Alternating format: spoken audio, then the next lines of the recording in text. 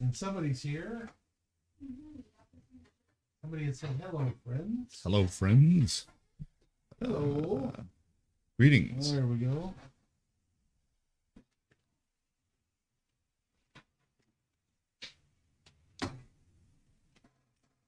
Hey, Yeah. do you have a preference about us eating like in breaks versus on camera? Do you care? Remember that you feel about yourself eating on camera? I'm gonna not eating on camera. Care what anybody else does. Try not to eat when you're on camera. Literally on camera talking. Yes, when the camera is on you, you know, when the camera's off you or it's just a group shot, it doesn't matter so much. But when it's on Surreptitiously you, fitting food. in narm, your- narm, narm. Nom, nom, nom. I just took that those Asian appetizer things out of the oven, so just give me like 2 minutes and I'm gonna put them in a bowl and then Okay, so we have the stream started, and yes, people are logging in. Sugar hi sugar. Berries is there. They can't hear us. Okay. Uh, Say hi. So is somebody else, but I can't read that because I Sugarberry's high. Why can't they hear us? And because Aryan Mouse 911. Oh, maybe they can hear us. Hold on. I don't know. Are we live?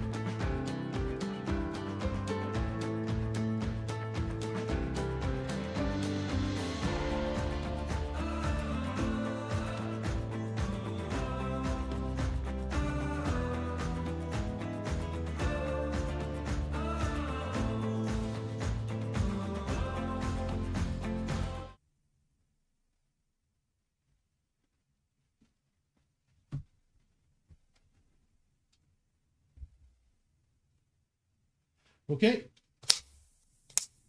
There we go. Welcome. Everybody should be able to hear me now live on the stream.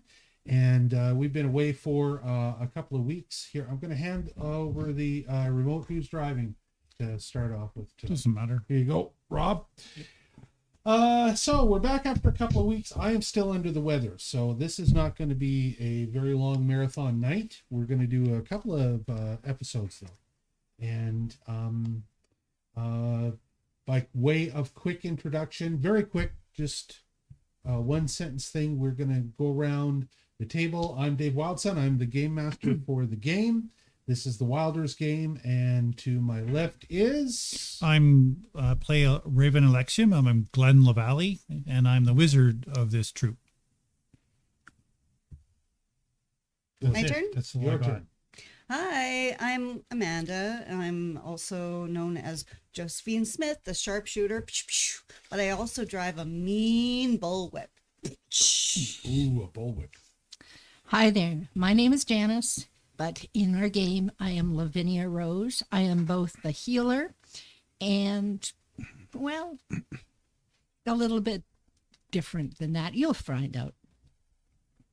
I would say you're an unhealer sometimes. Only if they're undead. I'm Robert Woodbury, and I'm Percival Redfeather, and I am a ranger, and I've been afflicted lately with the weird tiger virus or something. So we get to find out all about that. Hello, I'm Ian Little, and I'm playing the part of Thaddeus Poindexter, and I have many skills. Oh, He's a rogue. Okay, so a quick review of where we left off in the game last time. I'm going to jump a little bit back further than that. In the world, you guys discovered a portal system a couple of months ago. And you used that portal system. You picked one that you thought you liked the name of, Lumina Cove. You ended up on a coast. And you ended up with Thaddeus discovering an underwater shipwreck and then disappearing. The rest of the party went looking for him. I found some underwater caverns in this same area, and you were approached by Merfolk, who told you, and I think this is just about the end, almost the end of the last session that we did, which was 3 weeks ago now. The end of that session, the Merfolk approached the rest of the party and told you that you were being summoned by somebody named Nereo, and that you were summoned to a wedding. They then escorted you to their mode of transportation through the sea that they were taking on, which was a giant whale. I've got the adventure screen up behind me. Is that his name? And that is Pyrrhus? the whale's name. We can pretend if you wish that you asked you asked the captain who was actually driving the whale, and the whale's name is Pyrrhus. And yes, he is now deposited you at the city of the Merfolk. This is one of the cities of the Merfolk, and this city is called Bimnus. And you are just arriving there. The whale has just landed. Thaddeus is not with you. You don't know where he is yet. And as the whale lands at the outskirts of the city and rests on the ocean floor, there are some merfolk there that are waiting.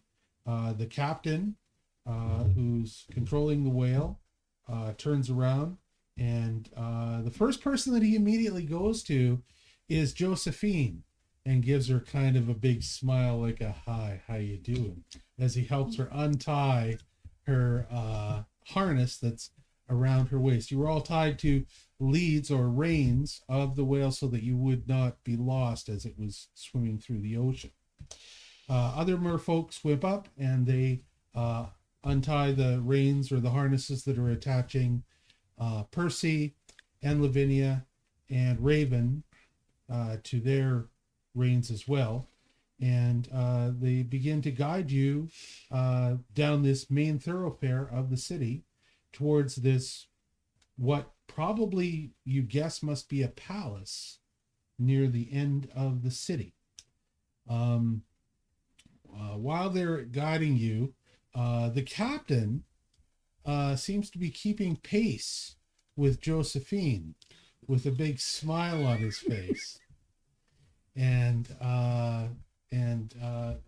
seems to be wanting to attempt to strike up a conversation with her. He tries a couple of times in halting Latin, but Josephine, you don't understand Latin, do you?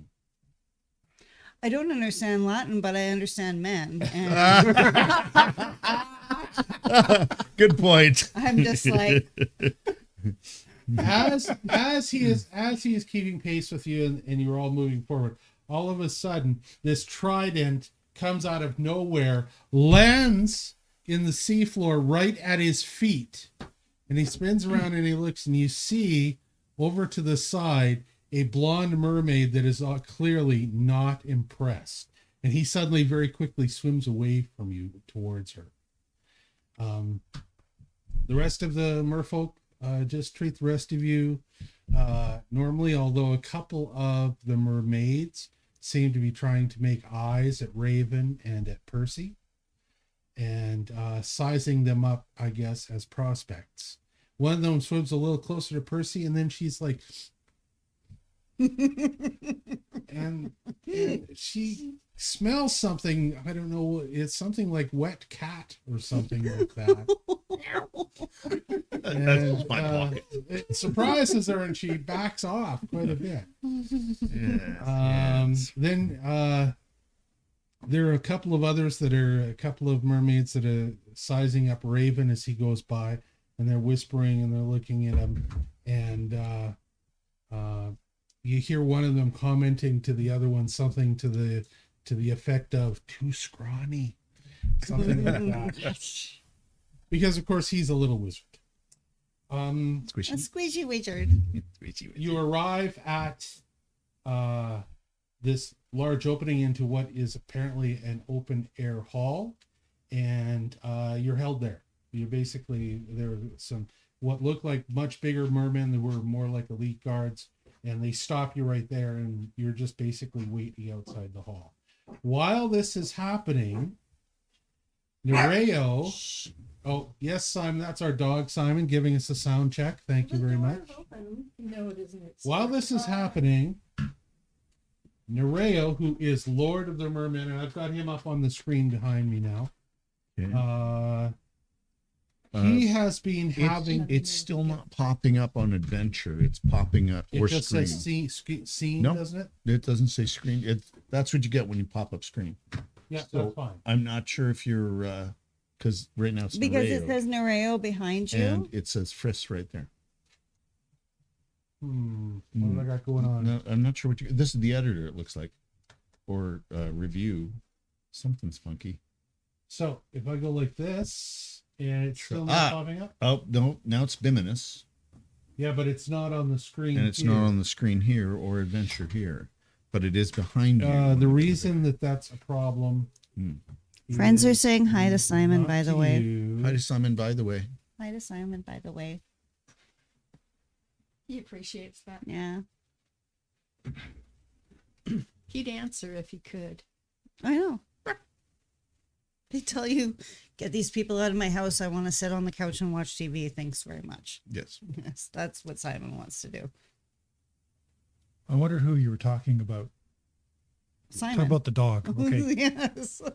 Not one of our characters. Well, no. Okay. Like the mini character. Why isn't that working? Hey, you might be able to get a fish companion while you're out here. Because I wonder what screen I don't is want a tuned fish into. companion. Would to this be be honest. 360 for a moment while I Yeah. I mean, troubleshoot the this? amount Okay, of sure. time that I spend underwater, I hope is minimal. Well, it could be an amphibious one. Well, and we've got that bubble spell cast upon us, so we're all amphibious at the moment. No, I know, but Raven was just suggesting that I could look for an underwater companion while we're here. And I was saying I'm hoping we are not spending that much time underwater that I need to befriend any creature. Prepare yourself for a shock. You know what Might be Grandma in said for a in bit of my shock. dreams? Mm. She said, "Beware the enchantment." So we're going to have to watch out for whatever that means. The dog's out. Well, I do wonder if mermaids have the ability to enchant or bewitch you using their charisma, you know, and or their song. I'm sure they do. The siren song is legendary. So, do these merfolks? They have the traditional merfolk tail. That's what we're looking at here, or they're like no. they're looking like what is it? The When they're- marble. When they're out of mermaid water, people. they mutate to get legs. They morph. They morph back into bipedal. Okay. But yes, while we're underwater, they would look like Yes. traditional merfolk that Okay. we are imagining. Yes. They're not like Aquaman on the Marvel. He's always got two legs. Yeah, which I thought was lame. Preemptively, they have a tail. Fun story. Jason Momoa, who plays Aquaman, has the exact same birthday as me. August 1st, 1979. Same day, same year. We are twins. But he was born in Hawaii and I was born in Edmonton, Alberta, but we are still twins. Jason Momoa, if you're watching, I love you, brother. So much. Okay, Rob, would you try giving us the adventure scene again? And I want to see if this is going to work. Oh. Why? Hold on. Give me one moment. It looks like you've got several screens going on. Yeah.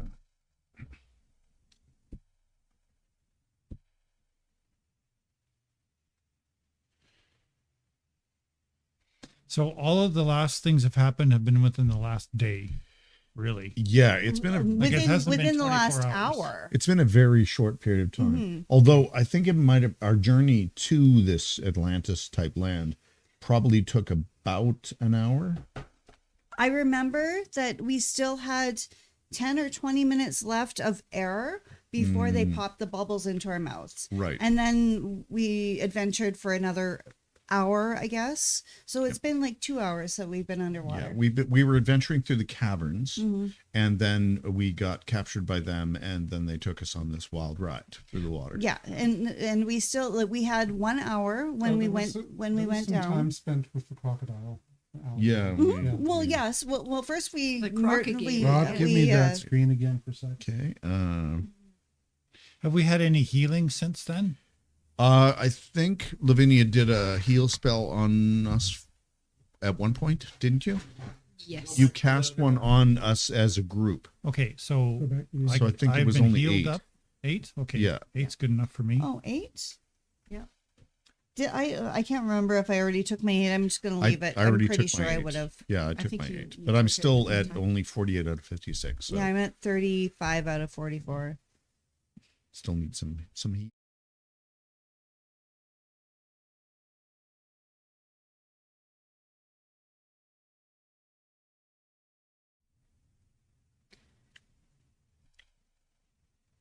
I don't Will know you make who's. Sure the door's open enough. It's open enough. He's not. Yeah, he's there. Okay. I don't know whose mustache she's talking about, but Sugar likes one of your guys' mustache. It's probably Glenn's new mustache. Well, Glenn's got the pretty sharp mustache. I mean, Well, I've I just mean- got this thing, and it's not even dark blue at the moment, so I need. She might be talking about your mustache. I did take a fresh. She shower. was saying that you were cute the other day. Goodness, You know, you just made him blush. you did. You did actually. Oh, you're Yeah. totally blushing. Golly. Wow, I've never seen you this shade of pink before. Okay. My romantic situation's very complicated at the moment. All right. For some unknown reason, my adventure scene is broken. It's the only one that is. So we're not going to be able to show them some of the graphics that I wanted to show them. Is there so the camera that points at you? We can kind of see behind your But head. if you tip so it up a smidge, we should be able to see your screen. yeah, when you change it behind your head. Yeah. I have another way to fix it. Okay. Kind of. And I'll deal with that as I do. Yeah, sorry guys, this is slowing me down a lot. No worries. We're all just going with the flow. Because we still have to make a whole bunch of decisions, right, I know. guys? As a I'm group. like, Yeah, we're. procrastination. Oh is dear, oh great. dear. Yep. So the scenes are going to be visible to you as I show them, but they're not going to be visible to the audience, except a little bit in the back. I can't fix that problem. I Can you can't put it on Okay. the TV. I was going to try to. Okay. The problem I have putting them on the TV is getting them there. Yeah. Okay. So they will, however, be shown on our website. And I'm going to post them on the website, and then everybody will be able to go have a look at the different scenes on the website.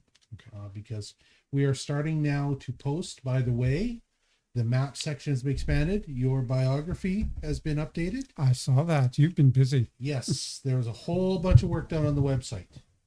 Also, we have something else we haven't discussed. I'll get back to the adventure in a moment, but we have Patreon now. Yay. We have Patreon, and not only do we have Patreon, but we actually have one $5 membership on Patreon. Ooh. And we have got 2 of our posters available for sale in our Patreon shop. That is the Wanted poster of Percy and the fortune-telling poster of Madame Lavinia. They're $10 each. People can buy them straight outright, but if they buy a $5 membership, they can download them for free. So it's a good deal for them. There's also a couple of other screens or maps or things like that. So Somebody there said they wanted to zoom in on the flash. So I did that. you're still blushing. It's awesome. I'm Now a he's little blushing blushing. again since he read it. Yeah, exactly, right? So, great. Leaving our technical problems behind us and just pushing forward with all of the other cameras that we have, thank God. Well, yeah. We were switching to Thaddeus, who was talking to Nereo. Nereo had charged Thaddeus. Oh, we still haven't come into contact with Thaddeus. No, right? you This are is a- waiting this is a outside this separate- watery hall. Okay. So right now, Thaddeus has been discussing with Nereo. Nereo had offered him a dowry. And if you saw the videos, you will know what I'm talking about as far as the dowry goes. And that dowry, by the way, I do have a screen of it. That dowry is it showing up? Looks like that. Yep. It's very pretty.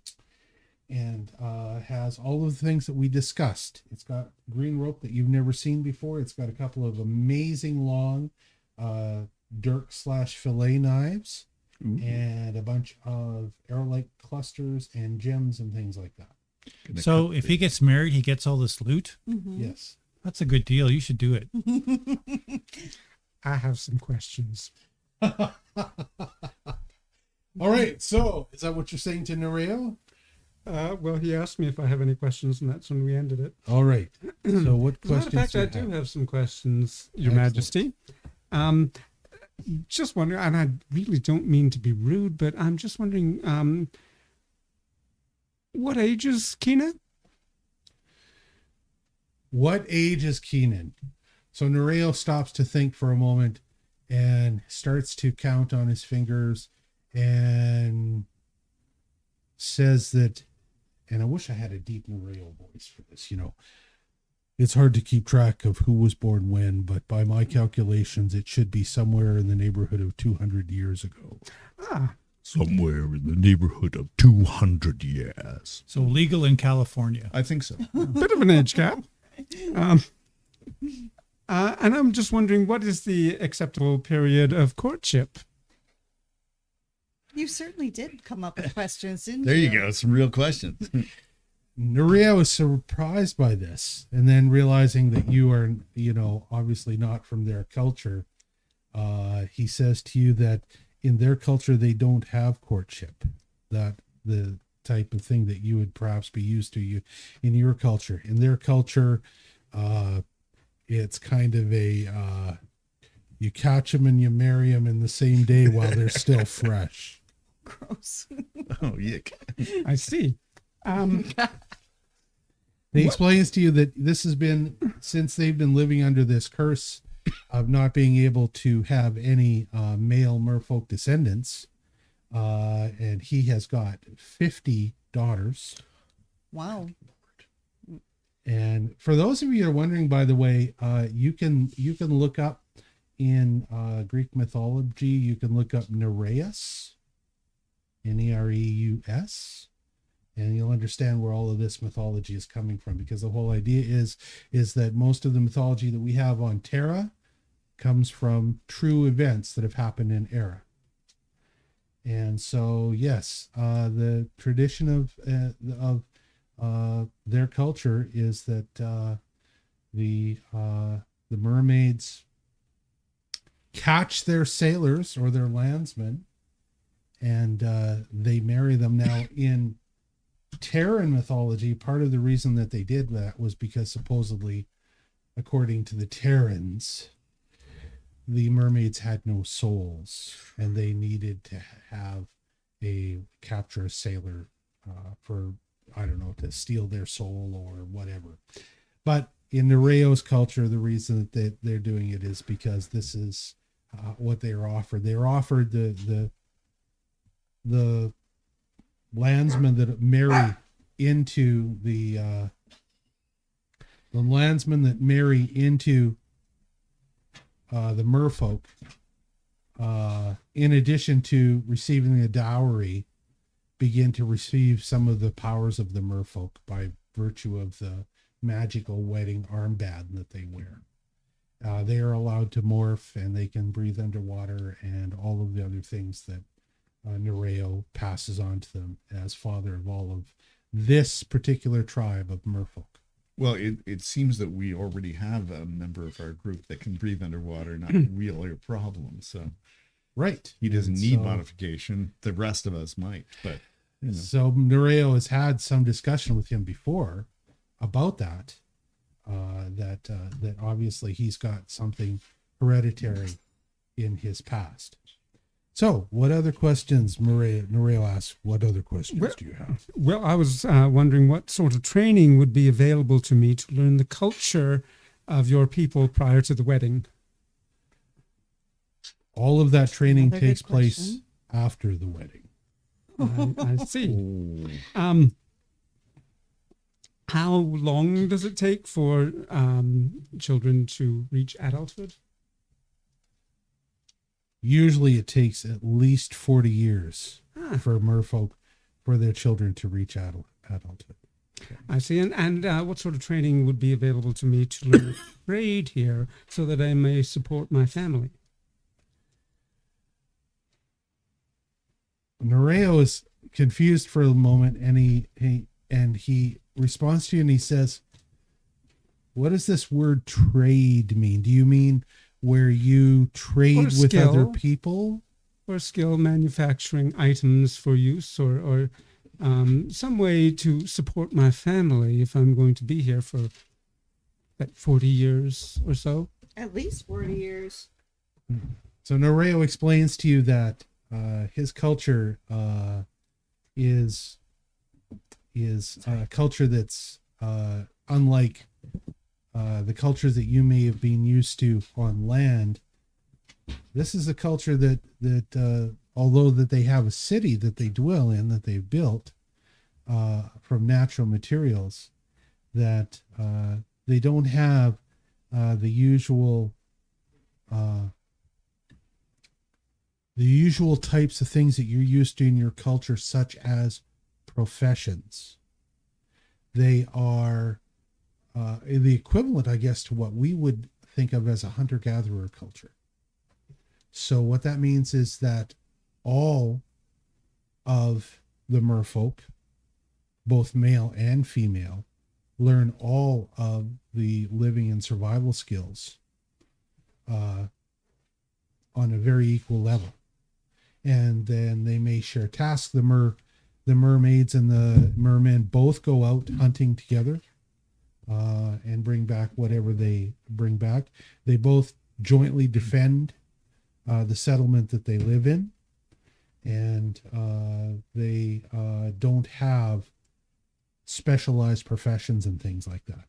They do have specialized roles, as far as very few of the males have any magic ability, because that is something that is passed down through the mermaids themselves, which is why most of them have some magical abilities, just as you saw when you were being escorted by Keyna, that she had some magical ability and she wears a pouch that she's got some magical items in, right? Whereas the males tend to be more martial fighters, using very long knives and using tridents and things like that. Some of the females also are martial fighters as well, but the males are rarely magic users, and most of the females have got some innate magic using ability. Other questions? Right. Well, I may have mentioned to you that my companions and myself are on a mission that was assigned to us. And so I'm wondering, how do you plan to reconcile taking me away from a mission assigned to me by Arwan, Lord of the Dead, ruler of the Shadow Realm? He doesn't seem to me to be the sort of person who would take kindly to somebody shirking from their responsibilities. And if I'm going to be away from that for 40 years, may have to reconcile a little bit with that. Nereo says, well, if I decide that you're to be away from that for 40 years, I can decide that you can be away from that for a lot longer than that. Because R1 has his realm and I have mine. However, that does not mean that I am not open to some kind of negotiation with him. For most of his interests and my interests coincide in this case. I believe his exact words were, these are obligations of family, blood, and you hold them to me.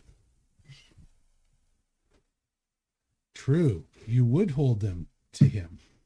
And if you were in his realm, he could certainly claim them. He has no such claim in my realm. However, the mission that he has charged you with, based on what I have heard from you, is something that is also in our interests, because of the problems that we have got, especially with the north coast of our Gulf. So I do not want to stand in the way of R1's mission. At the same time, I don't see any reason why the rest of your party could not carry on while you stay here with us. Well, he specifically said that I was the only one that could really deal with the man known as the Iron Fist, who is actually my uncle from Tara, who has disgraced the family name by being here, and what he has been doing here has become a disgrace to the family name, and I alone must deal with that. Nereo thinks for a moment and he says, well, I think that these are all excellent subjects for us to continue to discuss after the wedding. Do you have any other questions or things you want to discuss before we proceed? No, mostly just my responsibility to R1, Lord of the Dead, ruler of the Shadow Realm. Nereo becomes very serious at this point. He says, in truth, I have every intention of honoring both. And I've got a solution, and we'll discuss that after we complete the festivities. And with that, by the way, I also wanted to let you know that we've sent for your companions, and they are here. Oh, are they? And just outside the hall doors, should I have them brought in? I would very much like to speak to them. Okay, so at this point, he makes a signal, and word is passed out to the merfolk that are outside and at the doors, the guards, and they usher the rest of the four of you in. This whole hall is filled with merfolk. There are hundreds of them lining the hall on both sides. They obviously expect something important is supposed to happen very soon. At the far end, the rest of you, for the first time, catch sight of this massive merman with long white beard and white flowing hair, who's 3 times the size of everybody else on Nereo. And you can see at the far end Thaddeus's little bowler hat as he stands in front of him, and you usher down this long line of merfolk to the front. When you get there, what do? I embrace him as a fellow comrade. Thaddeus, we Well- had missed you. Why, Mr. Redfeather, whatever are you doing in such a damp place? Well, we seem to have been spun into this. And May I introduce you to Nereo, King of the Merfolk, and soon to be my father-in-law. Well, congratulations, old boy. That's a great thing. Now, where is your wife?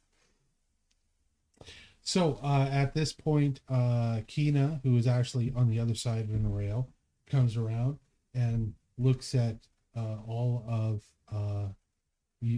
Thaddeus's companions and sizes them all up, trying to figure out who they are. Catches sight of the 2 females, Don't let her sing at you. and first of all, it becomes pretty obvious that she's wondering if there's some kind of competition here. But then she clearly decides that since Thaddeus was alone, that obviously these must be the mates of the other 2 males. And these are 2 couples that have come to join Thaddeus. Obviously. And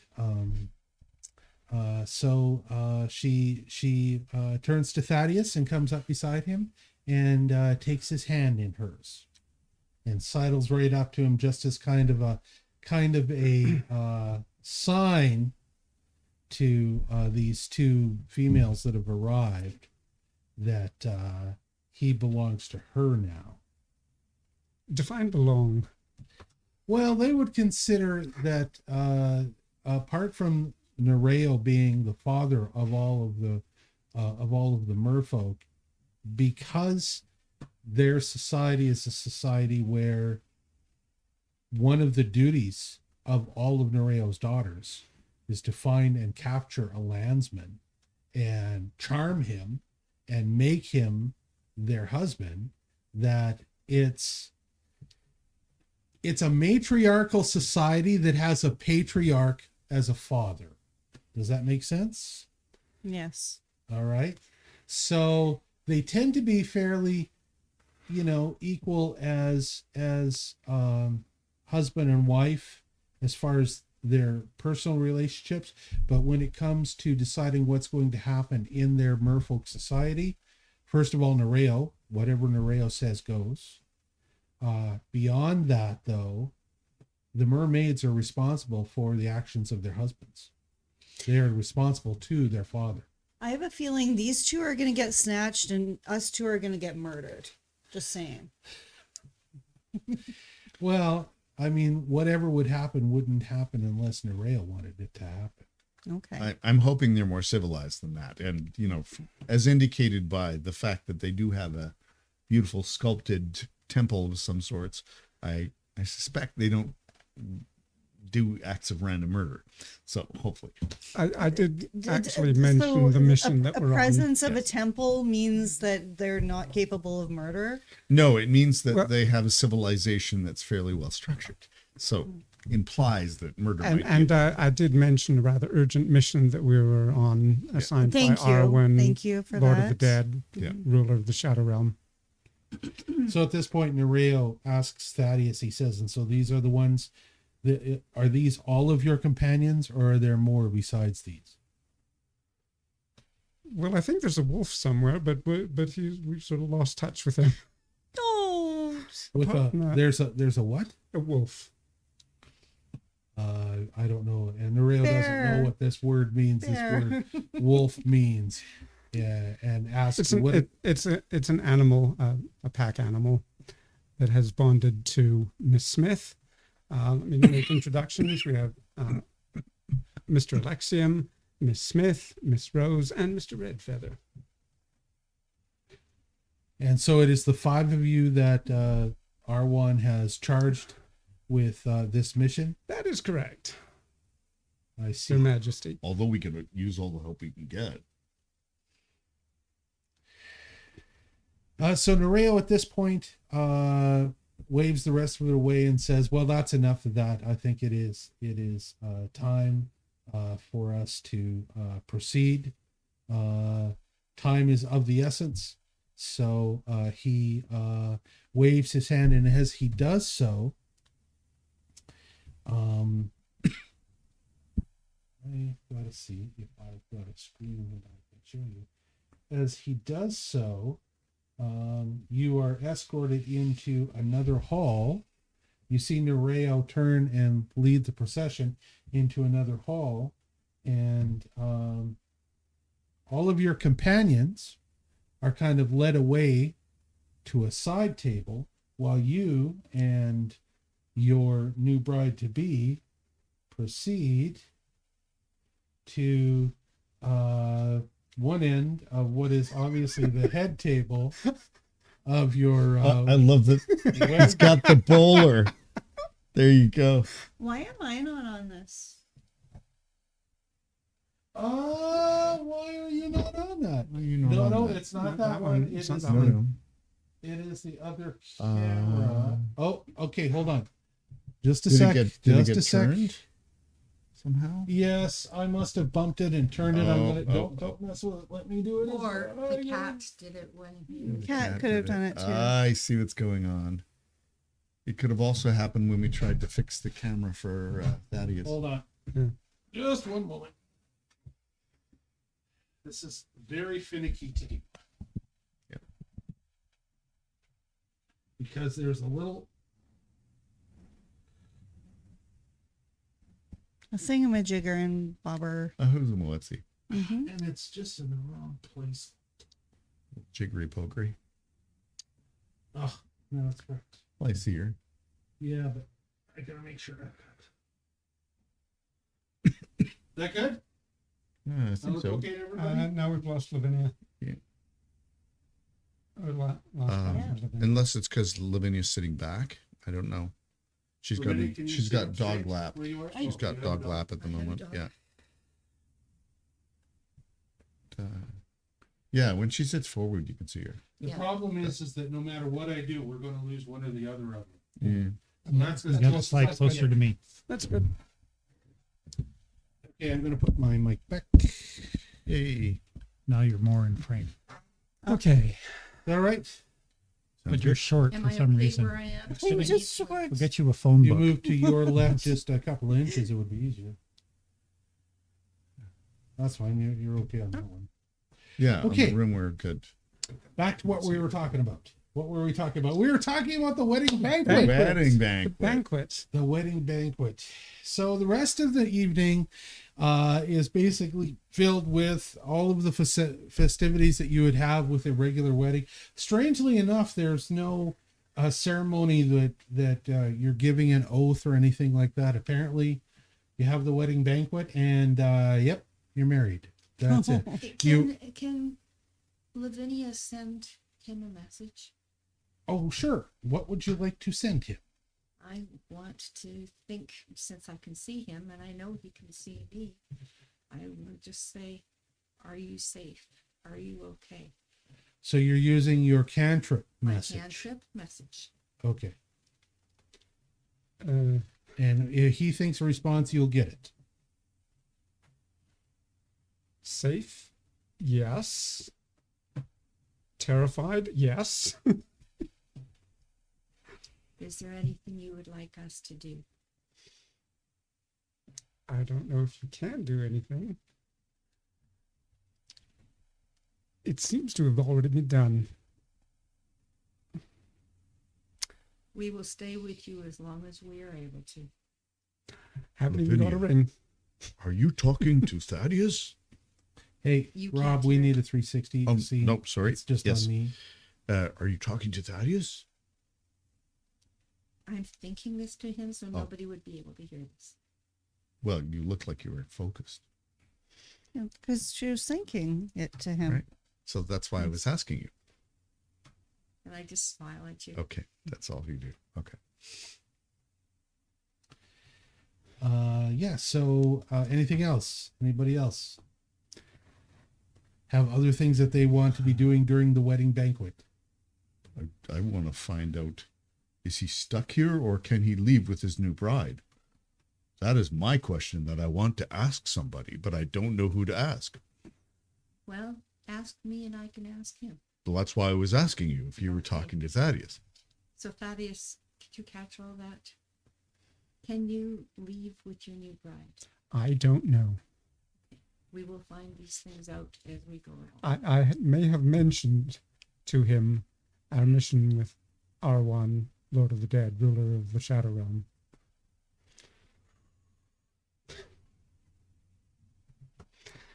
He says he's got an idea about that, but he hasn't filled me in on what that idea is. Nereo's attitude is first things first. This is the priority right now, and then this all is of that also other sudden. stuff will come in time. This is also sudden. It is sudden. That's true. Yep.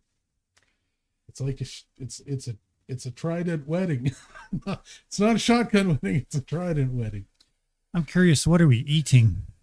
You're eating. Apparently, they bring out all different types of platters. All of them are various types of seafoods. Clearly, Stands to there are reason. things like you can see little prickly urchins that have been opened up. You can see things like lobsters, small squids. All of it raw. I wondered about that too. Yes, none of it is cooked. Apparently, they don't have any problem with that. One of the things that you notice as the merfolk around you are feasting and eating, and you guys, all the companions are off at a side table. But one of the things that you notice is that they have no problem picking up these things and just biting into them. And you realize that they don't have teeth exactly like yours. Most of their teeth are pointed and very sharp, and they have no problem just And not one of my ripping groomsmen is wearing a tie. and Rude. not one of your groomsmen is wearing even a shirt. And the ladies are happy. I'm not happy about any of this. Strangely enough, as you notice some of the male merfolk that are down the table, you can clearly see some of them have got rather horrific scars.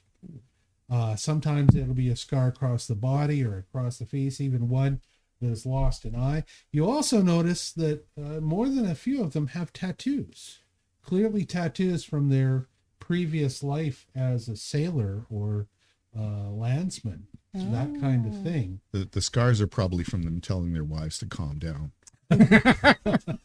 So I'm curious, these are sea folk that have been, or like regular land dwellers that now have got tails. Yeah. They've turned into merfolk.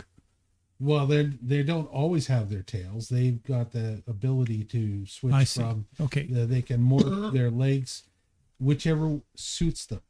So, for example, if they want to move through the water, obviously it would suit them much better to morph their feet into one single fishtail so they I can see. move very quickly. But if they want to, for any reason, stand on 2 feet to walk around, whether either when they're out of the water or something like that, they morph to regular feet. It's like the best existence ever. Turn me into a merfolk. Thank you. They're able to do both, breathe underwater and also breathe air, no problem, as part of the magic of their species, right? Now, the reason that the former landsmen are empowered with that has to do with the fact that every single one of them on their right arm has this large gold armband, and a smaller version of the same is on the right arm of their female mates. Have we noticed that Thaddeus has this armband? It has not been placed upon him yet until the end of the banquet, which is coming up. Anyone want more? Anyone still hungry? Well, I don't So know. What are we privy to this this ceremony that's what's going to happen? I think we're at the kids' table. So That's what I'm thinking. Like yeah, we're so we like, can discuss amongst ourselves, Okay. but I don't. I think we don't can- like. Do we know that once he gets the armband on, that's that? Thaddeus doesn't even know that. Okay. Nope. So It's not. I don't think I would get that, or I don't think we would get that. no. But maybe if it makes sense. I mean, the sailors all have it, so they've all turned into merfolk. But it could, to my mind, be just because they're hanging around. I don't know. Yeah, we haven't made the association between the armband and the morphing yet. You have minders with you, and that is some merfolk that have been charged with your care. First of all, serving you, and also making sure that you don't get into trouble, either on purpose or accidentally. And most of them speak Latin, especially the. You find that many of the females do not speak Latin well at all. They tend to revert to some type of tongue that you don't understand. But most of the males who were former landsmen are all quite comfortable in Latin, and they will freely discuss details with you about things because they themselves used to be, as I say, used to come from a world similar to yours. Okay, so I'm going to ask one of these merfolk that are serving us. I'm going to say, if our fella gets hitched here, like what kind of chain does he have? Like, has he got to be here all the time, or can he come adventuring with us afterwards? Like, take a little break after the honeymoon nuptials. So the minder who's that you're speaking to, his name is Capsis, and Capsis says that that is all entirely up to Nereo. And Nereo certainly will, charge even groups of us as to go out hunting or to go on expeditions or to do missions for him, even to visit other settlements of Merfolk. So whatever he decides is what will happen. So I think it's down to us to persuade him. Okay, so or down to us to I would find also a way like to have rescue a Thaddeus and conversation get the with, heck out with of my here. bride. What's that? With Thaddeus, what do you want to do? I would also like to have a conversation with my bride, who is sitting right beside me. All right, so Keyna is sitting right beside you. And what do you want to ask her? Darling, what is the next step of the ceremony? Darling, what's the next step of the ceremony? Like, what are all the steps? Keyna looks at you and says, well, when we are finished the meal, then it will be time for the bonding. And then after the bonding, it will be, we will be carried off to the place where we will consummate our marriage. And after that, Gulp. after that, tomorrow, Father will decide where it is that we are to go and what we are to do. Great. I can hardly wait. But you're going to get some tail. You made the tail joke last game. I did. I got to make it. But he made it again. It's still funny. I'm just being flippant. He's literally going to get a tail, though. Mm-hmm. All right. So anything else that you want to ask Keyna? So when you say bonding, What exactly do you mean are the duties and responsibilities of the husband and of the wife? She looks at you strangely like, do you not have the same husband and wife relationships? Well, I in know what it your is up world? here, but things seem to be a little bit different down here. And I just want to make sure I'm not making any mistakes, because if I am committing to, raise a family together with you for 40 years, it just does put a little bit of pressure on me for my commitment to Arwan, the Lord of the Dead, ruler of the Shadow Realm. At that point, Keyna says, well, if we have little ones, then it could be that we will both raise them together, but it could also be that you will be left to raise them while I go to do other things. Great. It will be entirely up to Father, depending on what he decides about what you have said about Arwan. Yes, well, like I said, he didn't strike me as a man who liked to be disappointed in having people back out of their responsibilities. And she says, and I will tell you this, if Father says that I must go with you, then I will do that, but I am not looking forward to it because I do not want to leave my people. I can understand that. And I respect that. So at this point, it looks like the feast is coming to an end. And Does anybody want any more?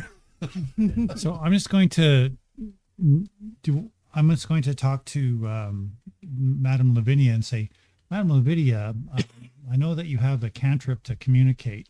Can you tell Thaddeus that I've got some invisibility scrolls if that's necessary? Thaddeus. But the problem is that we are many, many leagues underwater. Well, one problem at a time. I'm Okay. still going to reach out. If we escape, we would have trouble getting to the surface, right? Well, that's a good point. And they Although they it's a only good- last for a minute, my Maybe we invisibility. should let him have his fun and then go. Well, there's that too. He could get she's a lovely catch. I don't know why he wouldn't want to. Yeah, reel her in. Sure. Because he has obligations. Hello, we're on a mission. Yeah, but look at the treasure.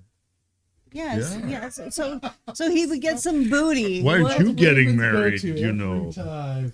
Look at the treasure. Yep, That's yep, a good yep. deal. He's I definitely feel like wants the such a treasure. commodity. Thaddeus, are you able to hear me? Yes.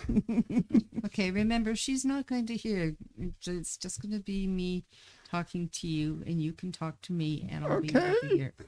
Okay. I am supposed to let you know that Raven has some scrolls of invisibility. We're not quite sure what to do with those yet, but they are available. Great. I really have no idea how they could come into play here. The latest news is I was talking to my darling wife, and as Wife soon to be, correct? Or is she a well, wife? as soon as the banquet's over, then the bonding happens. Interesting. So if any of you want anything more, I would be very happy to order seconds. I like fish. You're like sweating. I can see it. Are you getting my cold God. fin? Cold fin. Yeah, that's great. So the wedding does eventually, the banquet does eventually come to an end. As it comes to an end, all of a sudden, the merfolk basically spring into action, and they clear away all of the tables and clear a long aisleway up to Nereo, who is sitting on his throne at the far end. Where is it? There we go. Waiting now for you to approach, and he has on his lap the two gold bands. You can just barely see him. You can't see him in this image very much, but he has on his lap the two gold bands that he is waiting to present to you when you get to the front. So the processional music, is it a slow march? Dun, dun, dun, dun, dun, dun, dun, dun, dun. Dun, dun, dun, dun, dun, dun, dun, dun, dun, dun. How's that?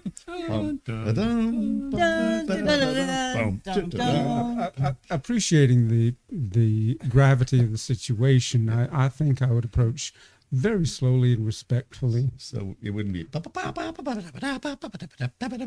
Yeah. He's not tap dancing down the aisle.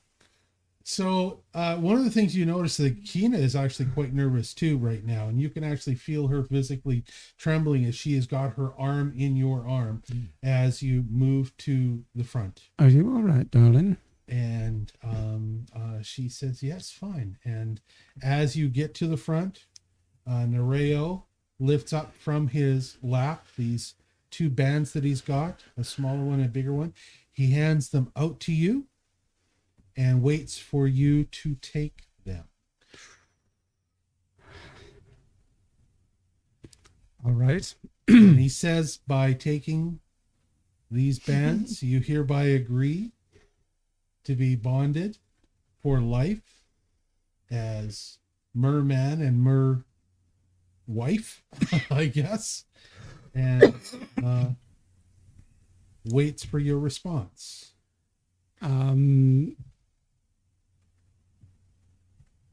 I will reach out and take them You in my take hands one and and takes turn the to other. my.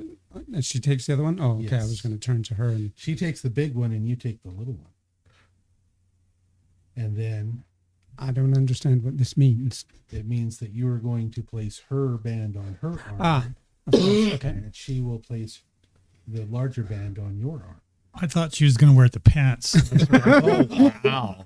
Yeah. She is anyways, but All right. I turn to her and I offer her the band. all right. She holds out her arm for you to put it on.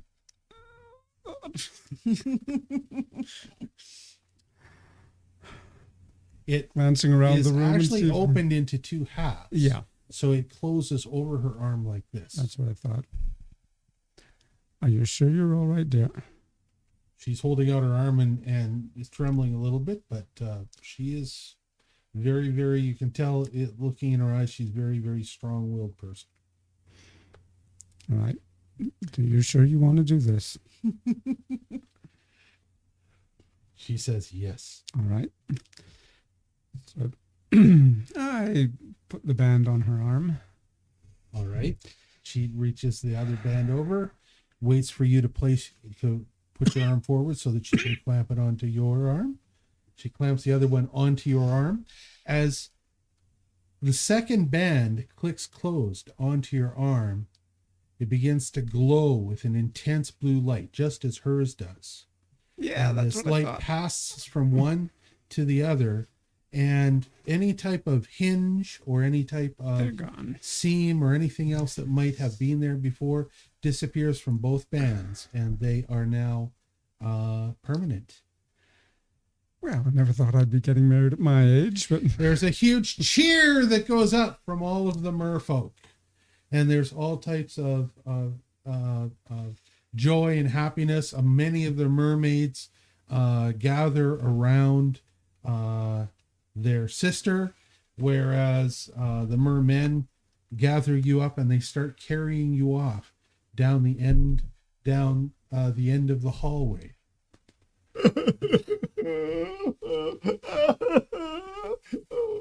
get a grip. Okay. So they carry you out of the hall, and they seem to be carrying you through the city.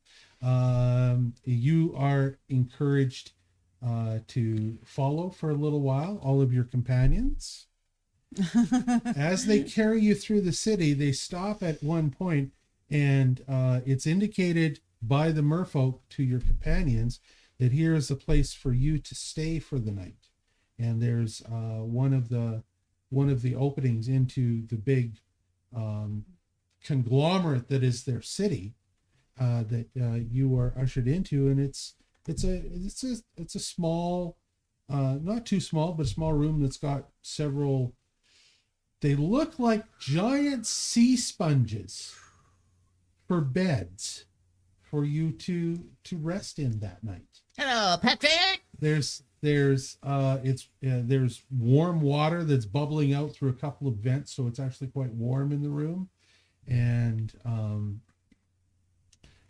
what about windows and doors? There's only one door right in the front. There are a couple of other smaller round or portal windows, but they don't actually have any glass in them or anything like that. They're just round portal openings besides the rounded door opening. And curtains?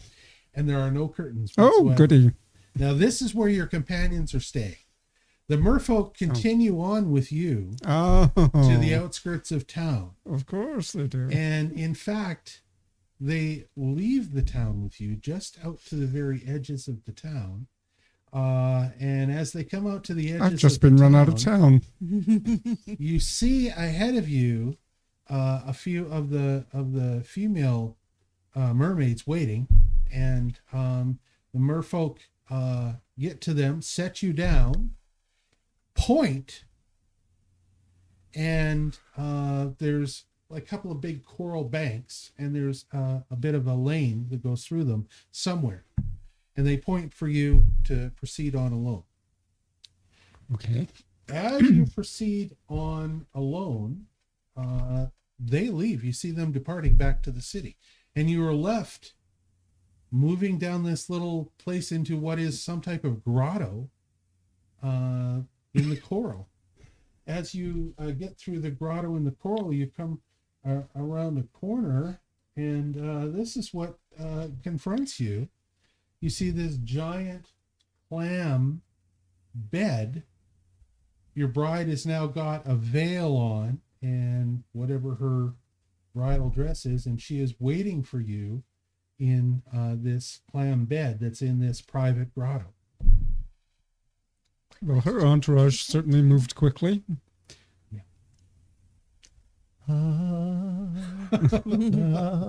And there are lobsters and crabs singing in the background, little Disney song. Would you please kiss the girl? Yes.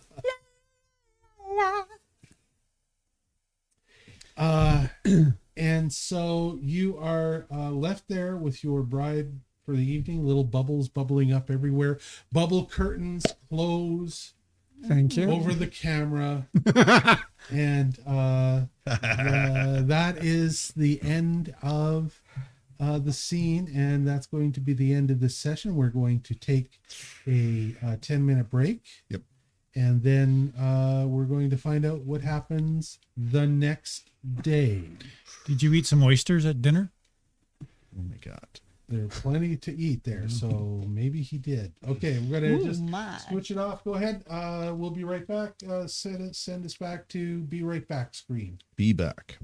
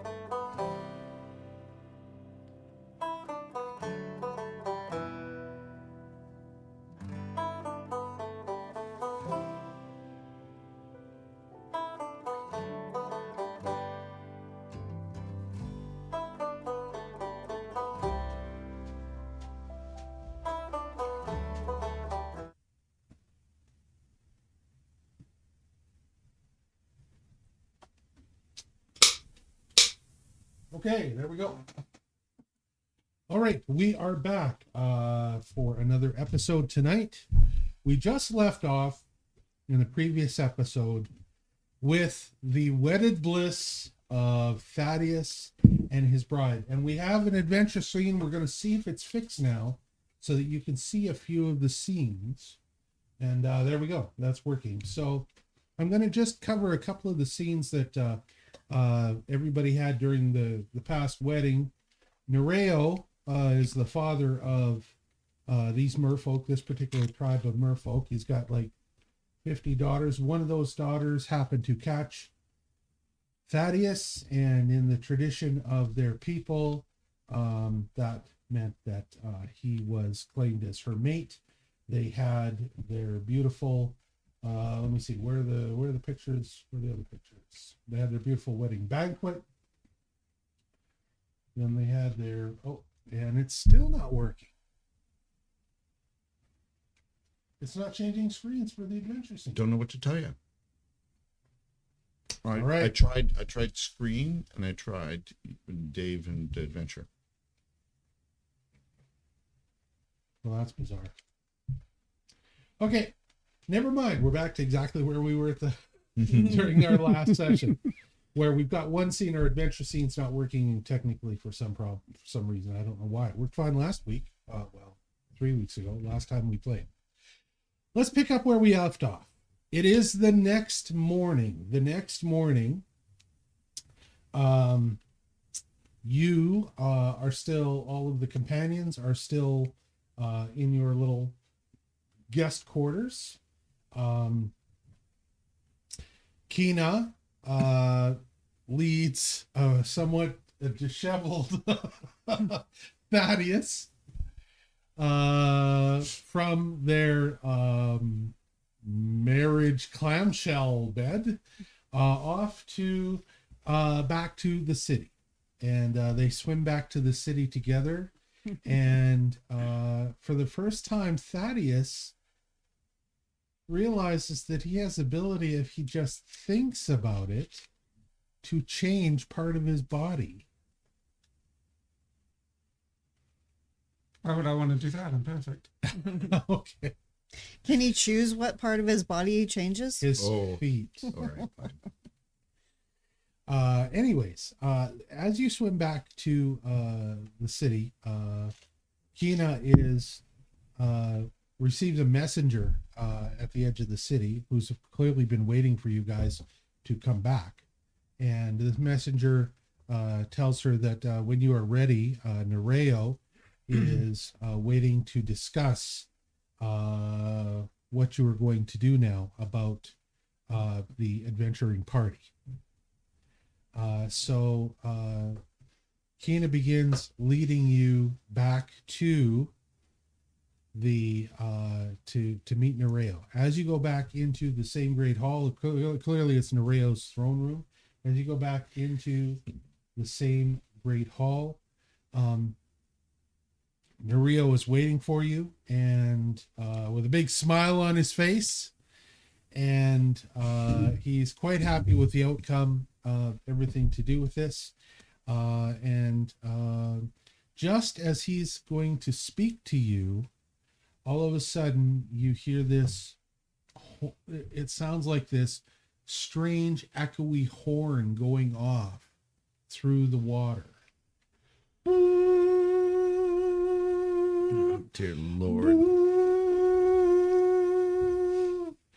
And all of a sudden this messenger bolts in swimming and comes up to Nereo and whispers to him, and he looks over at the messenger and suddenly begins shouting orders as you see many of his elite guards swimming around too, and it looks like they're forming up and they're all swimming out the other end of the hall. And Keyna grabs you by the arm and says, "Come, we must help him. Come, we must help him." And as she is pulling you along, she looks back and she says, "Crabwreck has come." What is Crabwreck? You don't know what Crabwreck is. That's why I'm asking. At the same time, all of the companions hear the same horn echoing through there, and they see a lot of activity. And Are we still in our you're in your guest quarters? What Okay. do you wish to do? Well, do we hear the horn? You hear this conch shell's horn sound. I would come out and try to investigate what's going on. Check it out. Yep, I agree. As you do that, one of the mermen who was talking to Raven the night before comes by, looks at you and says, "You must come. You must help. Crabwreck has come." And Stanley Crabwreck?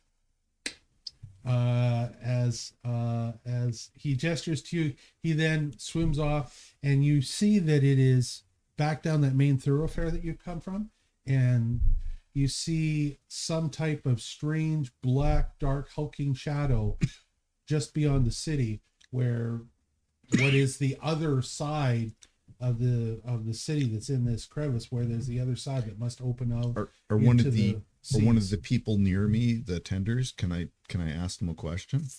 They are all flitting by you pretty fast. Do you want to try and Is stop one? is that the thing you were avoiding on our way here?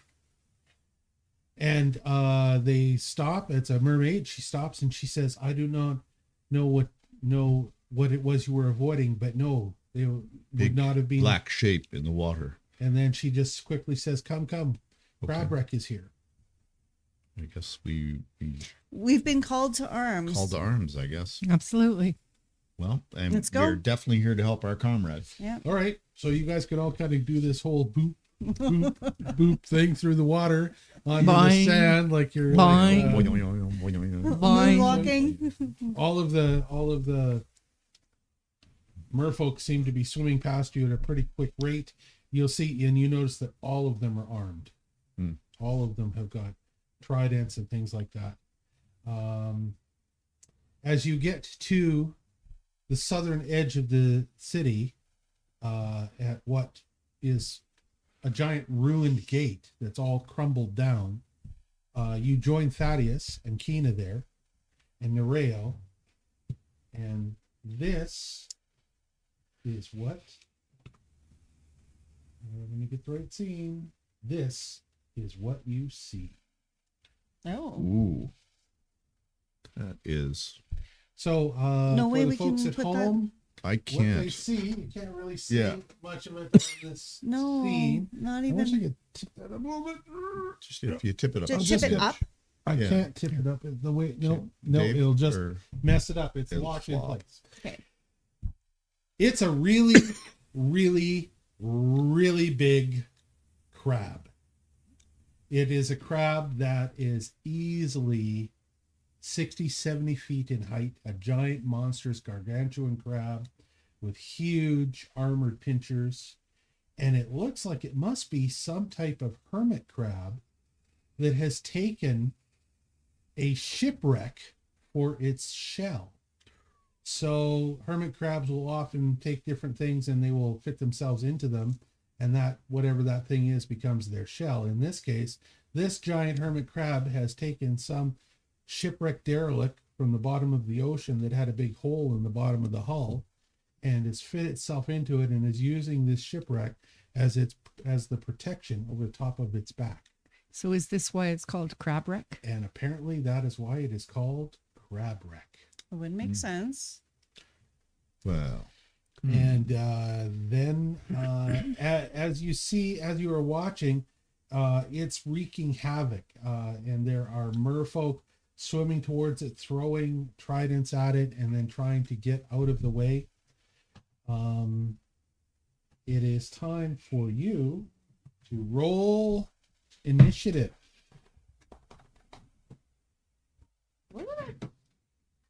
I guess we only have one. Here's another.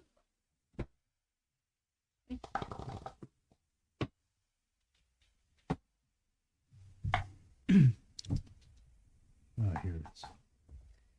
Shoot. I said page an update and I meant to click another time.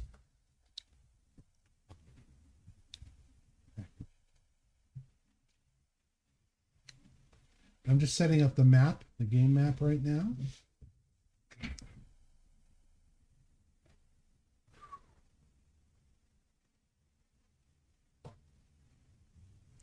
Here are your minis. You would put them at the south end, the end closest between Thaddeus and Percy. Crabwreck is so big that right now all we can get fit on the map for you to see of him is just his claws.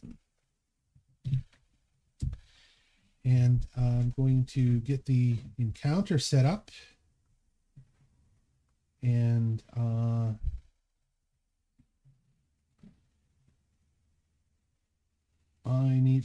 gotta zoom way in here. Oh my god. Let's get you guys in the encounter. And then I want to know what your initiatives are. Mine's 23. Ooh, 23 from Raven. Okay, I've got you all set up, and I'm going to roll all. Did I roll them?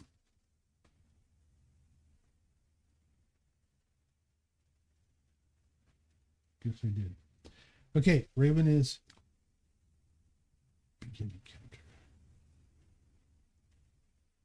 Raven's 23, Josephine. 24. 24. And Lavinia. 27. Wow. Look at Wow. you guys rolling these big numbers. And Percy. 19. 19. And Thaddeus. How come you're not on here? Because he's There we off. go. And what about you, Thaddeus? 24. 24. So you're up there with Josephine. Don't have to go first. No. 27. That's me. So the first one to react of you as you see Crabwreck battling all of the merfolk around you is Lavinia. And what would you like to do? I would like to try message and see if the crab understands me. Probably doesn't. So Greg had levitate. Levitate, I know. She's got message. I was Today- totally thinking the same thing. I would levitate that crab if I could. All right. So you're using message on the crab. Actually, no, I'm not. The crab does not speak any language you speak, I'm- so it Yeah, has no, no. I'm not going to use message. But I am not really aware of how some of my spells will work underwater, so I guess I can just try and see. Right? I would like to cast magic missile. You're going to cast a magic missile at the Crabwreck? Yeah. Okay, so you cast magic missile.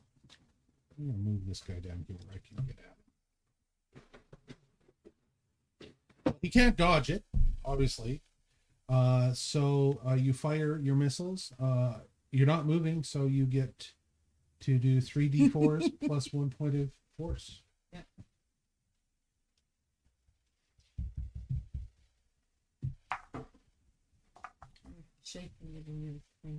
Go ahead.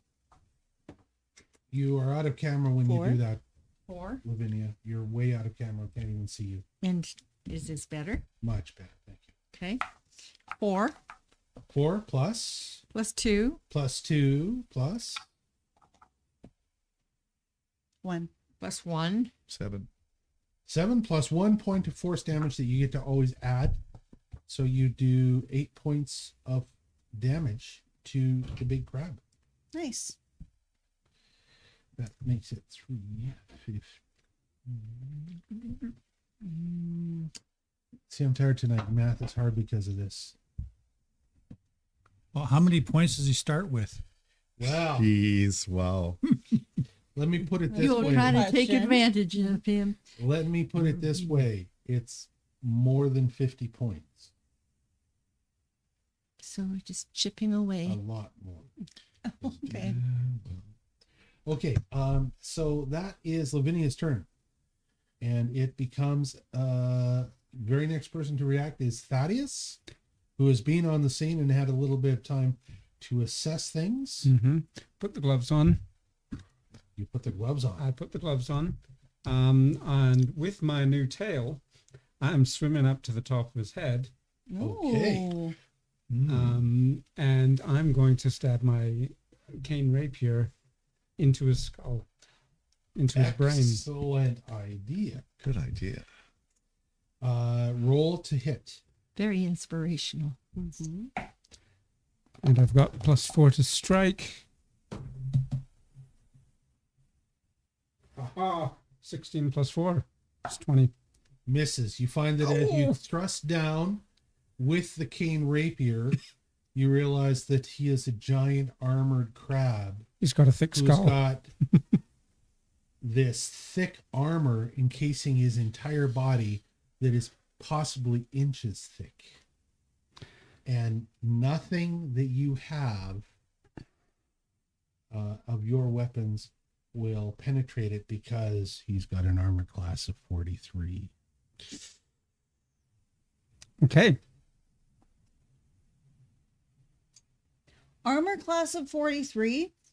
Literally nothing we have will do anything. I have an idea, though.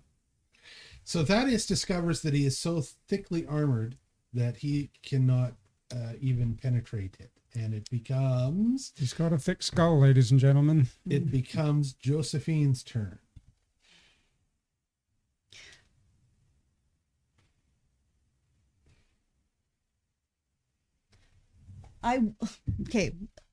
What I would do if we were above water is boom, Mabel right into his fat underbelly, because crabs have a soft underbelly. But does Mabel work underwater? Unfortunately, no. Yeah, I know. Wet powder. Yeah. Glenn, are you good to drive for a little while? Rod needs a break. from Oh, driving. sorry. There we go. Here, Glenn. Thank you. Go for it. Yeah, I was getting distracted. Thoughts are going on in my head.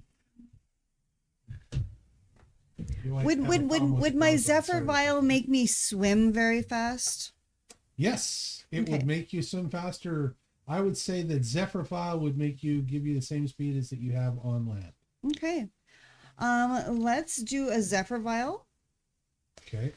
So after inhaling the vapor held in the Zephyr Vials, Josephine moves like the wind for 1 minute until the spell ends. Her movement doesn't provoke opportunity attacks. So that's 10 rounds. Once before the effect ends, Josephine has advantage on one weapon attack roll on one turn. The attack deals an extra 1d8 force damage on a hit.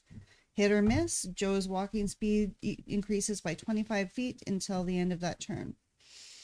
So what I would like to do is chug down that Zephyr Vial,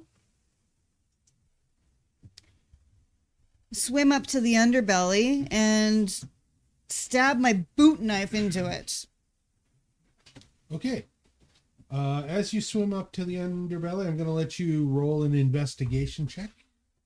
Roll investigation. Okay. D20.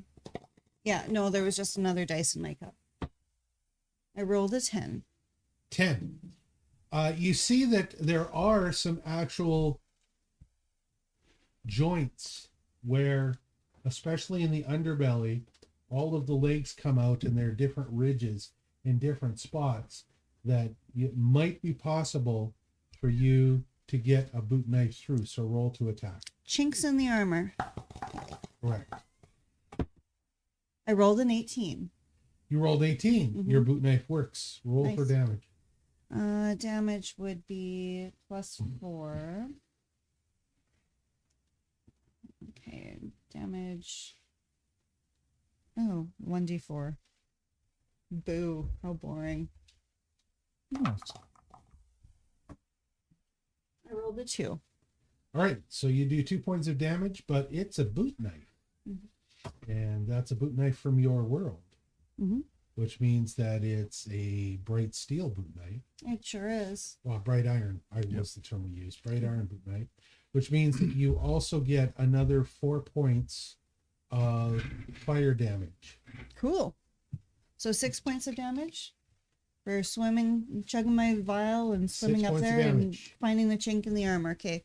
And I can report back, y'all, there's chinks in the armor underneath in the underbelly. So Josephine is now under the underbelly. Thaddeus is on the top, and it becomes Raven's turn. okay, so Raven will cast a spell. Here's my spell token. I will use my spell, and I'm going to cast Hey, Summon Animal. Oh, you gotta Wait, put wait, the camera. They put wait a that on second. camera. Yeah. Here we go. Summon Animal. Oh, You it's can- not showing up. Oh, Oh, there there we it go. does that. Yeah. Yes. It's hilarious. Okay, so Summon Raven, animal. those are awesome gloves. Yep.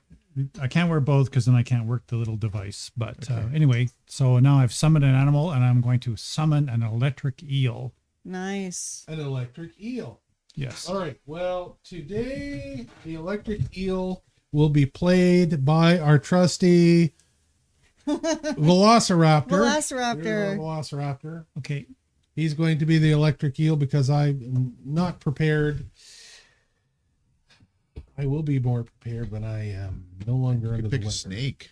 Any kind of snake would look like it. Yeah. Yeah, actually, Ah. I can't get to it right now. Okay, yeah, just, cool. Okay. just the Velociraptor All right, works. that's fine. What I want to do is actually, Raven and I are going to get together and we're going to discuss all of his summoned animals. Yeah. So that I have a little tray and I can just pick out the appropriate one for the ones that. But then how can he surprise you Well, with a surprise animal? Yeah, but it. Oh, yeah.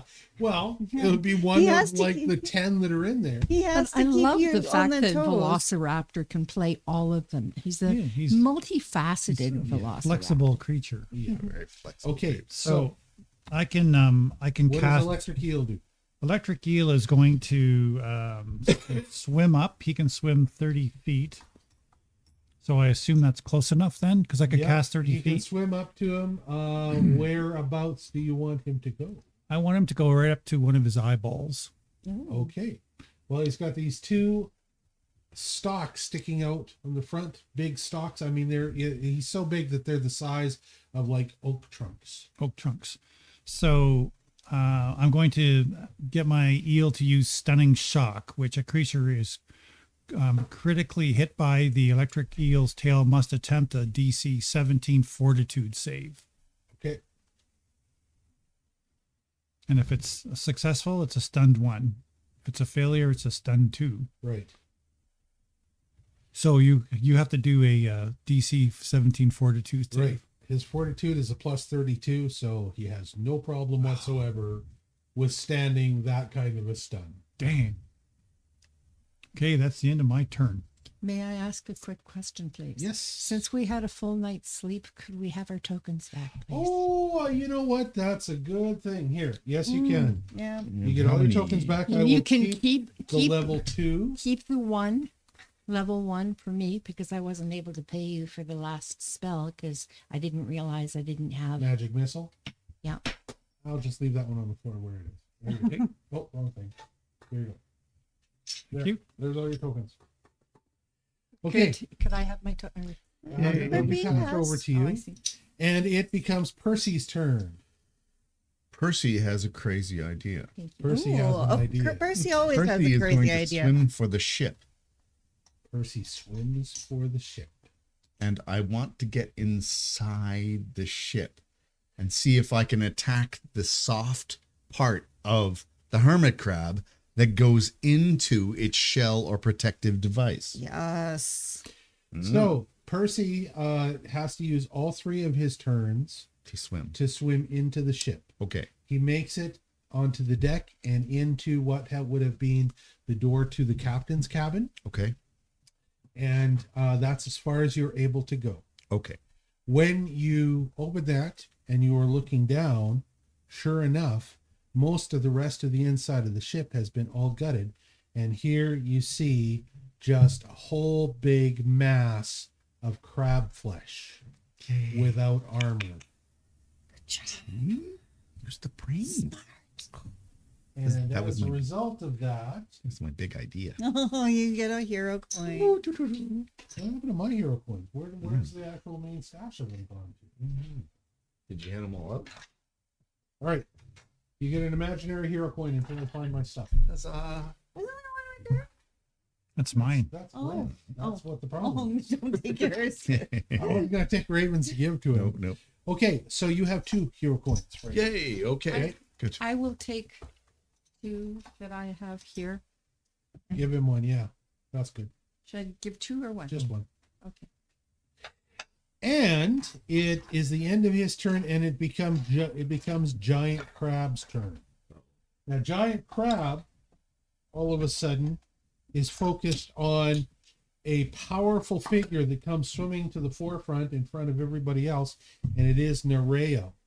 And you see this glow around Nereo of his own electric stuff zapping out into the water as he is charging and poking at the crab with his trident. And the crab is completely focused on Nereo and ignoring everybody else. And it becomes Lavinia's turn. And then after that, Thaddeus, he'll be yours. How far away from him am I? You are standing where you're standing there, so I'm going to say you're 60 feet away. Okay, I am. Oh, wait. I didn't move myself. I'm under the. That's right. Actually, move the other guys too. And Rob is over the crab. Now I'm Over going the crab. to, since you're moving And closer to you the are over crab, the crab. I am going to move the crab. Since you're closer to the crab, I'm going to move the crab. If I can find my. Once upon a time, I had a cursor. Hold on, I've got to find it. There we go. Whoa. Look at him! Look at him. Look at In him! the eyeball. Yep. Yeah, I gotta I'm just on put him deck. just like this. And I'm there, but underneath. Okay. All right. What I want to do is find a way under the crab so that I can take my sickle and start cutting off his legs. So you want to join? wow. You want to join Josephine? essentially, which Okay, is so you swim under him. So this 30. is where I am. Yeah. You can take 2 actions to swim under him, and then you are close enough to one of his legs. You also notice that his pincers are not that far from you, and they are big and powerful, and they could easily snip a person in half. If I'm out of range of the pincers, like underneath, there's no way. Pincers don't go backwards; they only go forwards. They go like this to bring food to its mouth. Yeah. So if she's behind the pincers, it's not. If she's under the belly, Yeah. I'm not Right sure. here. Yeah. Okay, so you are close to one of the legs. You are within swinging distance of his forward left leg. All right. I would like to use my sickle and give it a hack. Roll to hit.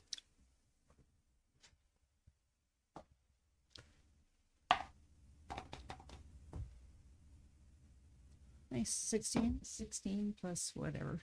16 hits. Go ahead and swing your roll for your damage. Sorry, which one am I using? You have to 8, right? pull up your sickle.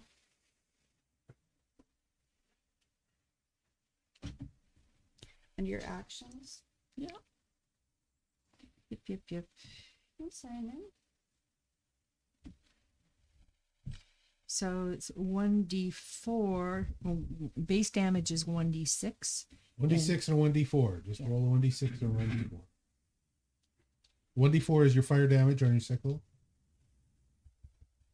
Because it's bright iron. Okay, sorry for being out of range. Am I back in range now? Yeah. It'd be a good idea for everybody to get used to if you don't have your prey in front of you. Set in front of you to roll.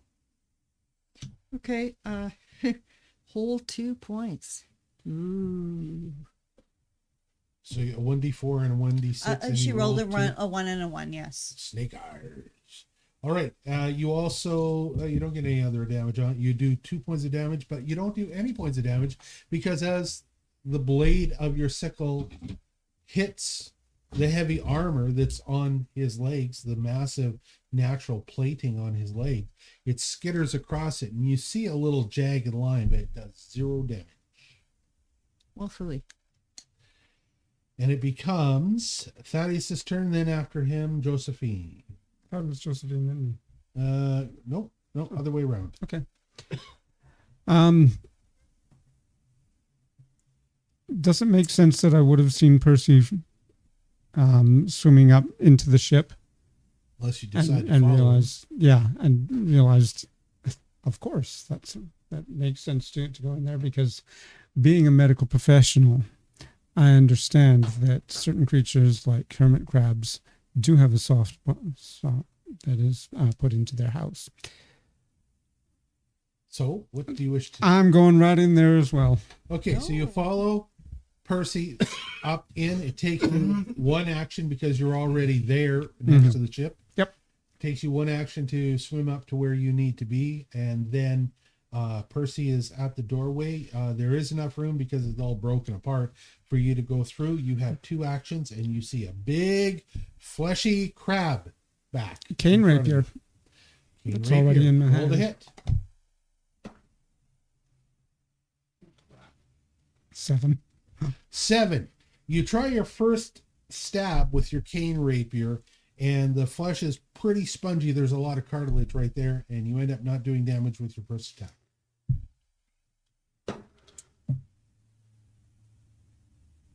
In for the 18. nerve bundles. 18, it hits. With your bonus of 5, it hits. Yay. Nice.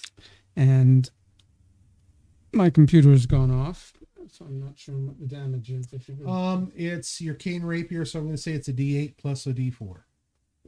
D4. D8 is 7. That was a good roll. D4 is 1. So Nice. you do 8 points of damage, and for the first time, you get a reaction from the crab, from the stab, and he bucks a little bit. And roll. Well, no, you're not going to have to. You're in the water. It's not going it's going to knock you to your feet because you're floating in water. So Yeah. you find that he bucks a little bit. The water sloshes around, the sea sloshes around you. But with my new tail, I'm surprisingly Yes. stable. You are amazingly stable. Congratulations. And it becomes Josephine's turn, then Raven, then Percy. Well, then the crab, and then Raven, Percy, and then the crab. Go ahead, Josephine.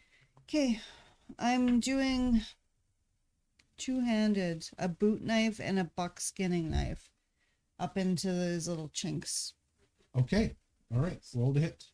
Okay, so the boot knife is going to be 1d4. Oh wait, It'll be a roll D4 roll and to a hit. D4. Roll to hit. They'll both be D4 and a D4. Roll to hit. I rolled a 3 on the first one. Okay. So the first one I does definitely not missed. penetrate into the chink. And I rolled a 10 on the second. Second one does not penetrate Yeah, into the chink. okay. I'm just like flailing wildly in the ocean. Have It's another fine. action. One more action. Do I? Okay.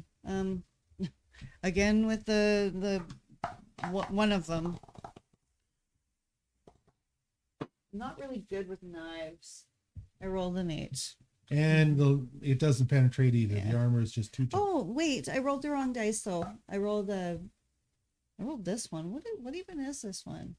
That's a 12-sided dice. A 12. Okay. I've never used that one before. You I rolled a rarely will. 5 regardless. Okay. So yes. All right. That's the end of your turns. Becomes Raven's turn. It's a dodecahedron. So I observe these guys swimming into the house, I assume. Yeah, you see them swimming up to the top. Okay, well, I know that what I'm doing isn't doing any good with all this armor, watching my eel flail away. So I'm going to attempt to swim up with my 3 turns to get into that house as well. Okay. Takes you all 3 turns and you get up there as well. Okay. All right. And We I are will under the belt, command so the we can't eel see to this. follow us. Okay. He gets 2 turns. So, All right. So he follows up with you. That's 1 turn. is it? Does Because he's already up at the eye stalk. He was trying Okay. to zap So you he off. has no problem getting there. He still has 1 turn after that. Okay, so if he sees that mask, I would like him to attack it as well with his electric shock. Sure. Roll to hit.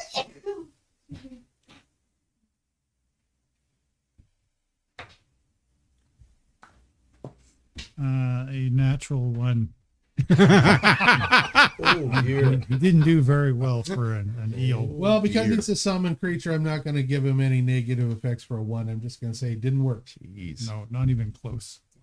And it becomes Percy's turn, and then the giant crab, the ancient crab.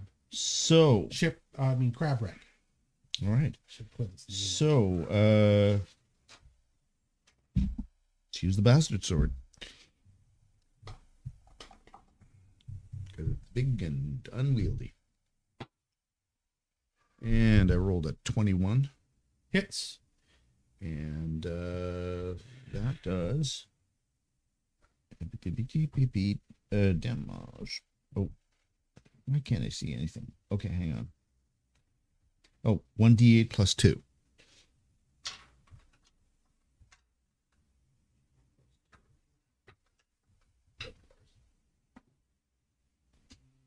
Seven points of damage. 7 points of damage. All right, you heard him. All right, and I'll do it again. And once again, you see the crab buck as it's stabbed.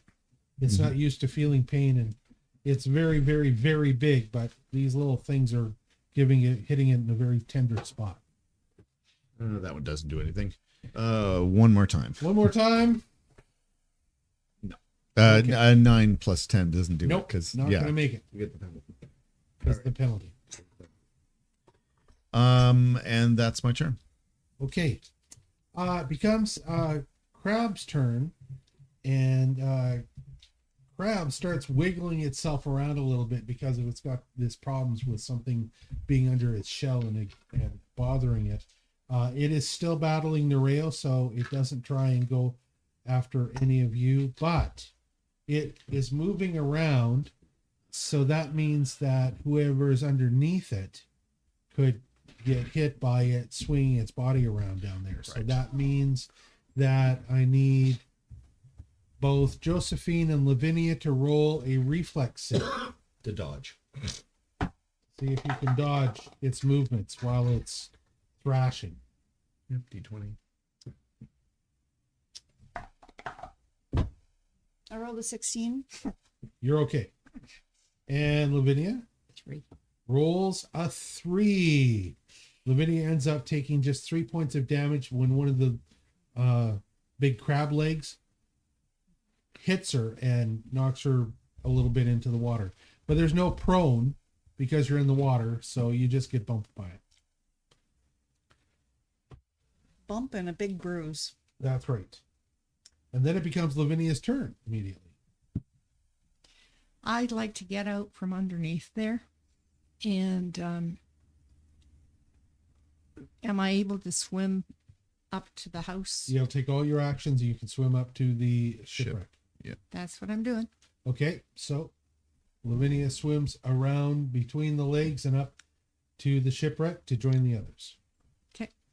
And it becomes Thank you. Thaddeus's turn. Lavinia, Thaddeus, Josephine. Doesn't Nereo have a turn? He's fighting the crab, and Okay. we're going to skip his turns in the interest of brevity, because otherwise I could go through 100. 40 mermaids. Yeah. Okay, I'm We're just going gonna cover to, your part of the battle. since I've got my cane rapier in my hand, I'm going to start swinging it like a baseball bat Okay. at the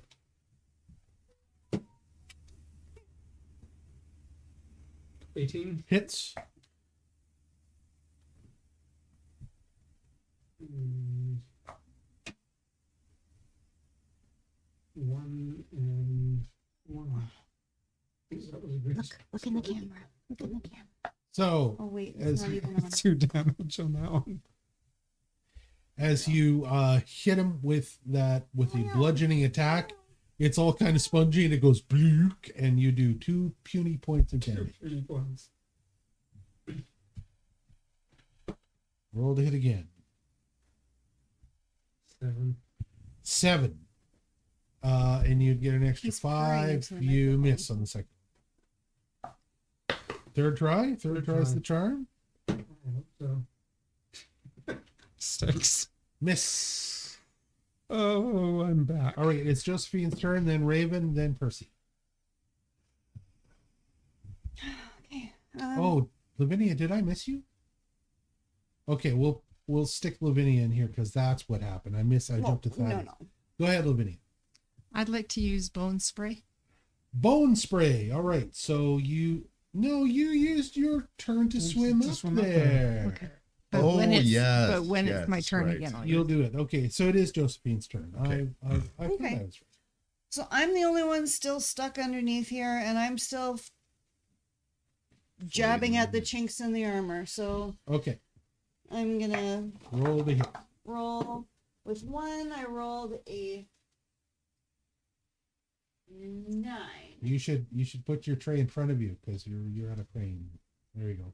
I rolled. So 9 plus a 10? Nope. I rolled a 6. A 6. I rolled a Misses. 6, Roll the hit again. and I rolled a 5. Misses. That's- So once again, she's defeated by the armor No, underneath. I get one more Go- roll. Go ahead. You're at a -10 right now. 13 minus 10, so a 3 misses. Dang. All right, and it becomes Raven's turn. And you have joined the other guys on the top at the shipwreck door. Okay, so I can see there's a big massive. There's this big, massive pink Crab meat. Okay, crabby flesh. We're going to need a huge butter candle by the end of this. I'll tell you. well, let's try that actually. I'm going to cast a spell. I'm going to cast a cantrip, and I'm going to cast Produce Flame. Produce Flame. All right. Okay, because I don't know if it's going to work underwater. But I'm going to try it anyway. What the heck? Maybe it's a So- magnesium flare. It's a roll to hit. It might, yeah, it could be. I'm doing some intel at the moment. I rolled a 16 plus my plus 6. So the flame is produced. What are the damages of it when it appears? It's known to cook crab really well. It's a crab cooking spell. I use it all the time in the bayou. A small ball of flame appears in your hand and lashes out with either a melee or range against your armor class of your opponent. This is normally a range attack. On success, it's 1d4 plus your spell casting modifier. If it's heightened, which it is, it's 2d4 and persistent damage on a critical hit.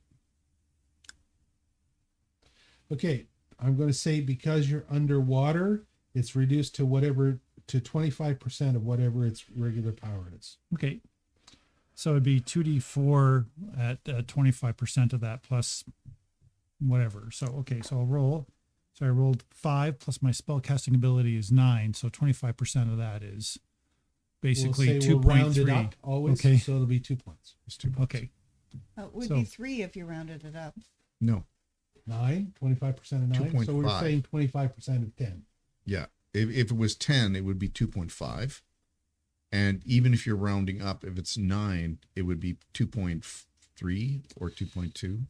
So, but you're at the midpoint. It's 2.5 goes up, anything below 2.5 Right. goes down. But make note, flame doesn't work with beans underwater. No.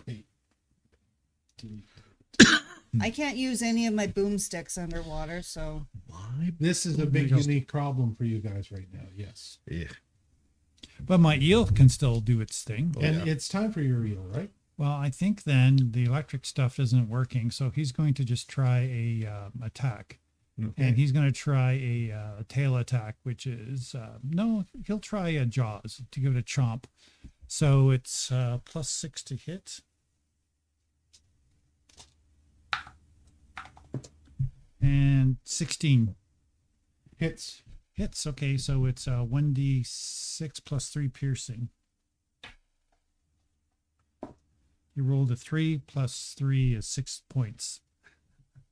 Who's Larry? who do you think Larry is? The cat. Oh, It's the a cat. cat. Oh, sorry. I thought that was cat. something else. Like, is that a reference to a film or something? Good job. You're saying hi to the cat. Okay. Okay. All right. Was that the only attack he's got? Or that was both of his attacks? That together? was, yeah. Well, he can do a second attack, but I don't think he's going to because it's not going to matter. Okay, good enough. It then becomes Percy's turn. Then the crab, then Lavinia. Well, I got the sword in my hand, so let's use it. Now, if you use the Bastard Sword and you use 2 hands instead of 1, you get 1 higher level dice to roll for the damage if you end up hitting it. Okay. Which would make it a D8 instead of a D6. But you missed. I missed. What did you roll? A 1. Okay. So that means that I get to roll. Hooray! Did you hit me with that? I'm not trying. 12. You're lucky. Nothing happens. You don't end up hurting yourself or your companions either. Any higher and you would have. Oh, 27. Hits. Okay. And you said it's a little more You can, damage, so... if you use both hands, you can roll a D8. Yeah. And, but that Bastard Sword is from this world. Mhm. So it's got a gold blade, which means there's no fire on it. Okay, so 8 points. Wow. All right. You did 8 points of damage. Nice. Yeah, 1 more turn, so let's give it a go. No. Okay. Third time was only a 5, so that didn't do it. Okay. At this point, Nereo has been battling this crab, and that fight has been going back and forth. Nereo is basically impervious to the crab's attacks, and the crab is so big that it does take a little bit of damage from Nereo, but it's more annoyed than anything. And so at this point, all of a sudden, it uses this breath weapon that it has. It blows out this huge long stream of water that pushes Nereo and all of the merfolk back. And then you feel it starting to slowly turn itself, and it begins lumbering away from the entire settlement. So Lavinia, you have just gotten to the top of the crab, but now the crab is turning and lumbering away from the whole settlement. What do you want to do? I still want to do bone spray. Okay. All right. Roll to hit with bone spray. What do we got to do for that? I don't know if we even have to. I think it just automatically hits. I think she just rolls Basic 3d4. reflex. 3d4. You fire a torrent of jagged bone shards. Now, the crab would have to, the ancient crab would have to roll a reflex save to avoid that, but that's ridiculous. There's no way it's going to avoid it when you're on top, practically inside its shell. Yeah, now. so it hits for sure. It's a 15-foot cone of All right. bone spray. So, are you heightening it? Is it going to be a level 2 spell? Yeah. Give me a level 2 spell slot and then roll Okay. 3d10s. Oh, 3d10. It's already a level 2. Nice. Oh, it's already level 2. Sorry, Yeah. 2d10s. 2d10s? Yep. And you got a bleed damage on it too. What's your 10? Well, Do you want my 10? yeah, no, if I heighten it, I get an extra D10 on Yeah, top but of you'd need to have level 3 spells to heighten it with. It's a level 2 spell, so you can't heighten it because you only have level 2 tokens. Oh. Here's your 10. it. You're welcome. That was going to give you one. And here's a tray. Okay, let's see what we got going on here. 7.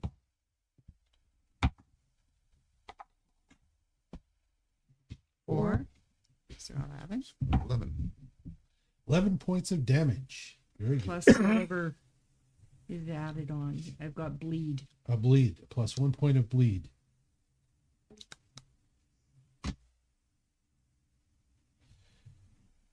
Zero and 3. Okay, that was awesome. Yay. It now becomes Thaddeus's turn. What does Thaddeus wish to do? Thaddeus is going to continue with his rapier.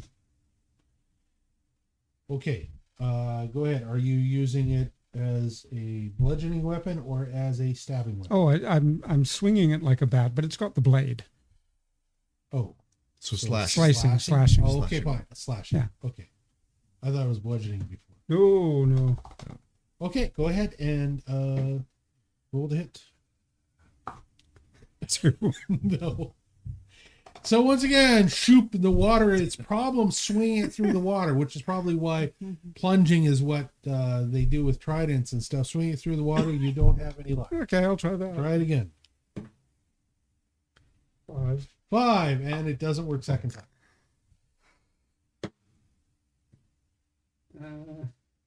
16 plus 4 is 20. But you lose 10 But I points. lose 10. Otherwise, it would have worked. Okay, that's the end of your turn, and it becomes Josephine's turn. Raven, you're next. Okay, so I'm underneath this crab and You are it's... not. It has turned and started to stride away. Okay. It is now 30 feet away. Oh, where You're am looking I? at its butt. I'm looking at his butt. Yep. Well, I'm going to take my 3 turns and swim up to the crew. Okay. Yeah. All right. So, fighting the jet stream, you get yourself up. Your Zephyr is still helping you do this. And you get into the ship. Cool. Why did I just have the worst and most wicked idea? Which I may share with you guys if we can speak underwater. I don't know. You cannot. We cannot. Dang it. Well, I mean, you Sign can. language. I guess you. I suppose you can because you guys all have the Because, little bubbles. frankly, guys, it's so nice we have this time together in one spot and in one place. Think about it. So Flanking? perhaps we can take this opportunity to get the hell out of this race. Derp, derp, derp.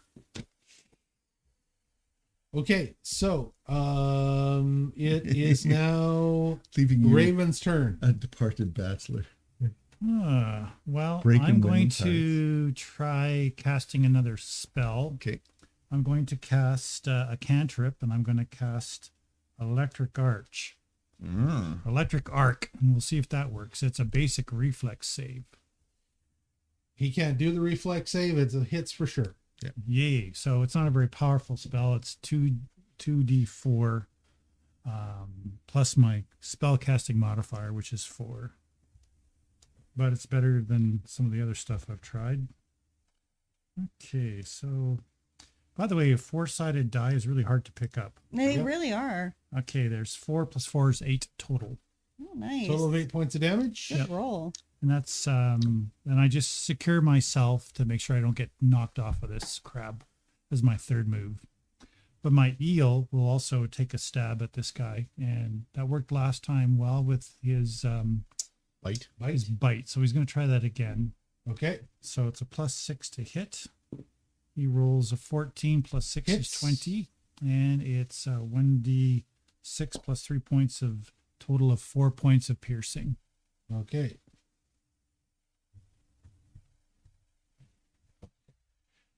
Okay. And you've done a bunch of damage to this crab, and it has made no difference that you can tell yet whatsoever.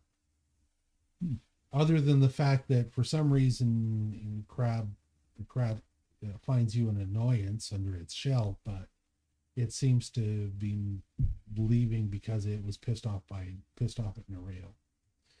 And it is continuing to still going to keep heading in the direction it's going. Percy, it's your turn. Okay. Well, I'm going to keep doing what I do best. So there's only the 5 of Looking us good. going on a crab ride away from See? the mermaids. See what I'm saying? I know. That is 17. Hits. Okay, and I'm using 2 hands, so 8. For 2. Oh, you said it was 8 plus something? 2 hands, it's a D8. Straight D8. Straight D8. Okay, and again. 19. Hits. Yeah, Okay. you're good still. 7. Okay, so how much total damage did we do? Well, first time I did how much? I did Was it 2? was 2. So plus 7, 9? 8, 9, and this is my third strike. Okay. Hopefully it's not. Okay. So 9 points of damage. Okay. And So- and I yell to everybody, why don't we just hang out here? So as the crab is starting to move now, it's starting to pick up speed because it's focused on moving. And it's moving quite swiftly through the water. It's also moving downslope Oh, into what looks to be, if you look out the cabin and off to the side to where the front of the crab is moving downslope into black water. Deep, dark, black. We should be getting the heck out of Dodge.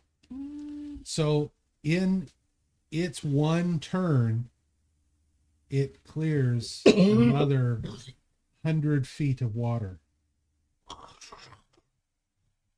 do we want to abandon ship? And it becomes Lavinia's turn. I say to everybody, do you think we should maybe get out of here? I concur. Link arms. We all link arms and I can swim us back to the Okay, in that case, you are out of combat because the crowd continues as you end up floating up into the water, and it zooms out below you off into deep, dark water out of sight. and you are now south of the Merfolk city, Bimnus, by about 130 feet. There are merfolk swimming towards you to try and catch up to you. Foremost of all of them is Keyna, who is very concerned. So let's swim toward them so they know that we're not trying to All run right. away from them. They catch up to you and they greet you as the heroes you are, and welcome you back and escort you back to the city. Yay. Keyna. When you get back to the city, Nereo is there. Everyone returns back to Nereo's throne room. Nereo seats himself back on the throne, and you can see that he actually did take a little bit of damage from the crab, but he is not severely hurt. I want to cast a heal on Nereo. Okay, you can do that. You can go ahead and heal That's a Nereo. good gesture. So Nothing fishy about that. All right, okay. So you heal Nereo, and you do see that the open scar that he's got where he was slapped by the crab's sharp edges of the crab's armor does start to heal over. what is his reaction to that? He's surprised by it and he thanks you. All right. His daughters are now ministering to him with their own healing abilities as well. Mm-hmm. Nereo calls all of you to him now and congratulates you on what you've done and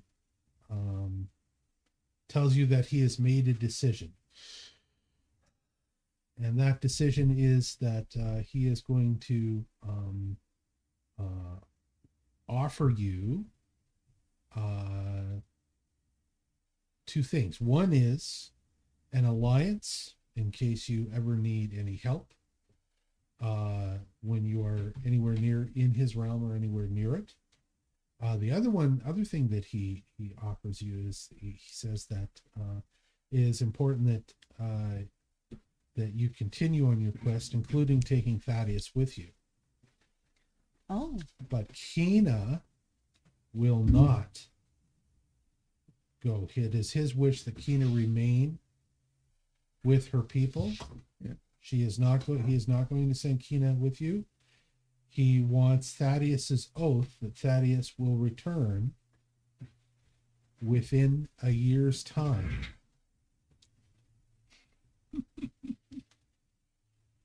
So he's given Thaddeus a year's parole to go with you. Yeah, heartbreaker. Parole is a really interesting way of terming that. Yeah. It is indeed. I'm sorry, but if we stay on land, it's never going to be an issue ever again. So let's just go.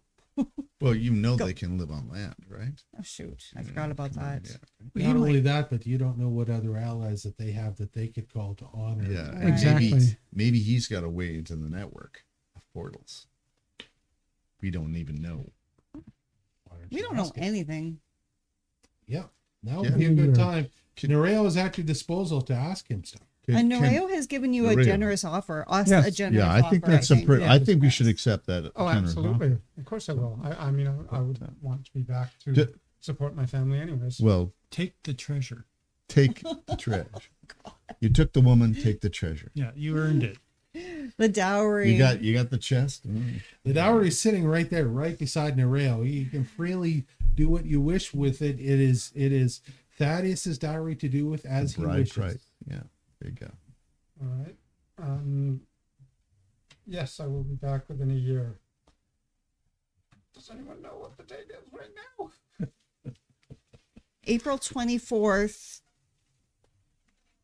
Whatever year that might be 1890. here. XYZ. 1898. There's I think a you're lot of right. times when you're world building, you'll do a whole calendar for that world and all of that stuff. I have not done that. Okay. So as far as he is concerned, that means the passing of 12 moons, Okay. 12 moons. 12 Got full it. moons. 12 full months. Okay. He's not concerned with give or take a few days one way or the other, but 13 full moons would mean you're overdue. Yes. I have a question for him. How can we reach out to you if we need your help? If you are in his realm, he signals to one of his servants. Does he One have a of the shell Merfolk phone or a servants. snail mail? His servants brings a conch, Okay. and it gives the conch to Thaddeus, into Thaddeus's charge. It's a shell phone. And yes, sound this conch anywhere in a conch. Is it conch shell or conch? It's conch. Conch. Yeah. Sound this conch anywhere in his Spelled realm, conch, but and yes. he will hear it and will attempt to come. Thank you. Other questions for Nereo? Do you, Nereo, do you know where the network of portals is? We just came from there. Well, no, but I mean, That's do where you have other portals that are nearer? Nereo says that he has little knowledge of any of the things that you speak of that would be on land. No such thing exists in the sea that he is aware of. Okay. So Though there we'd have to go are- back to the tower. There are jet streams in the sea that they use to travel very fast if they wish to go to another part, to one of the other oceans or one of the other seas. Like surfing turtles do. Is there a jet stream that would take us to the elf world? He says you wish to return to see the Fae. The Fae, yes. He says the closest that he can get you to the Fae, it would be the north coast of the Gulf, but that is a problem. Do you have a map? We have a map, yes. All right. So you bring out your map and you show him the map that you have.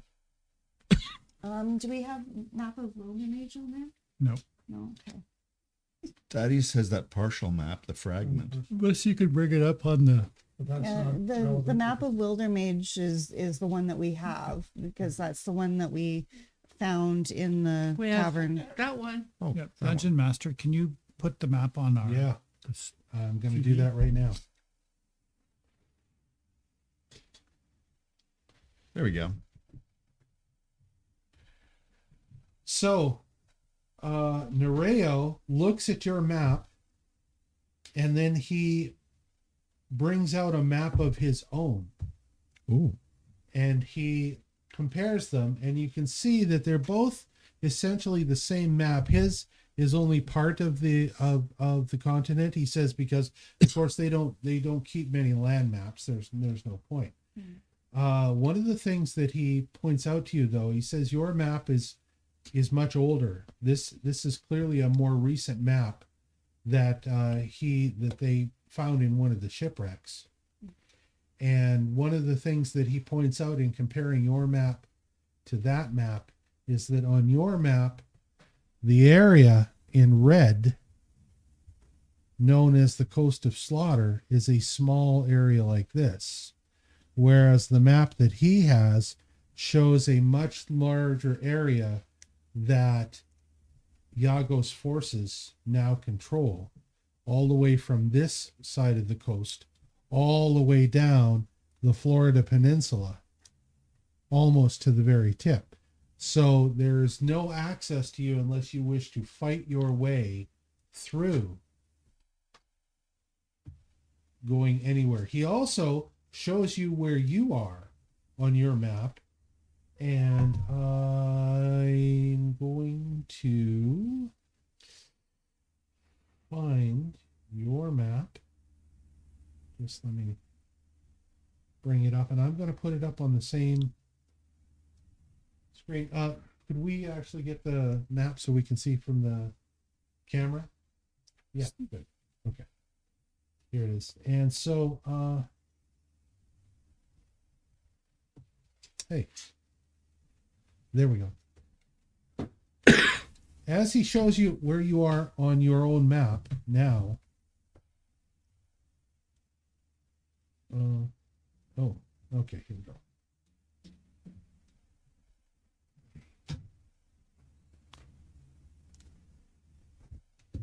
Oh, there we are. Merfolk.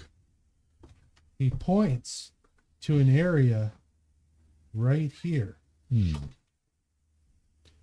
Okay, so we just have to go north. And he says that you were found right here on the west coast of this island. Mm-hmm. Oh. This is where the cove, Lumina Cove is.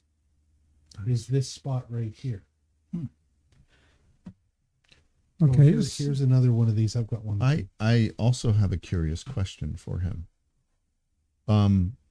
Would it be possible for your people to repair a ship such as the one we found in the harbor? He looks at you, trying to understand, and then he nods and says, "No, our people have no woodcraft. Okay, so they couldn't. We have no repair need that. for such a thing." Because that sunken ship looked very promising. Because how do you raise it? dislodge, get all the water out of... Well, you replace it with air. That's how they do it in National Geographic. Oh, okay. They have huge balloons and they fill them with air, and the whole thing floats to the surface. Do we have huge We balloons? do not We have made huge a balloon balloons. at one point. He says if We have a bag of if you holding. needed something like that moved, he would harness whales to do it. Okay. So why don't Can we borrow a whale? Well, why are we doing that? Why don't we just go back Just to go back the with place what that we we came. came from? Go Yeah. back to the place we Take the came portal. from. Yeah. And then we just have to figure out a closer portal. Sure. I guess maybe. Hey, there's an idea. We should ask him if he recognizes any of the names of the places that we found in the portal chamber.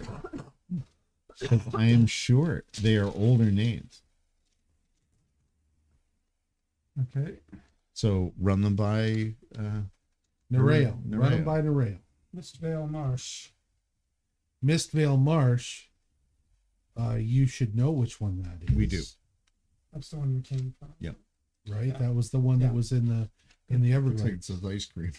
Ice Karen. Okay. Ice Karen. We went We through were there that. Yeah. briefly. He does not know that one. Frost Reach. He does not know that one. He sounds like it says it sounds like it's cold. something in the far north. Harrow Fjord. Harrow Fjord. He believes Harrow Fjord is along the coast. I will hold on here. Let me. He believes that Harrow Fjord. How do I do this? Here we go. We're gonna move this down. Harrow Fjord is along. It's so hard for me to. Oh, I can't. Can I move it this way? I can't move it this way. Harrow Fjord is Stuff. along here somewhere. He believes that it is along here somewhere. Okay. Okay. And the I'm Fae would be back that way. Sure does. Okay, yes, your cursor does show up on And the camera. I'm just making sure. Fae is The around Fae this is there, area. right? So So the Bay of Fundy. Sunfire Oasis. Sunfire Oasis, he's never heard of before. Celestia's probably here. Vale. Celestia's Vale, he says that may be, it's a possibility that is somewhere near the Feywood. oh, okay, good promise. And this time, if we go through, we come back. If it's not the right place. Verdantus. Verdantus, he says, is directly north of Feywood, just on the northern border of it. Okay.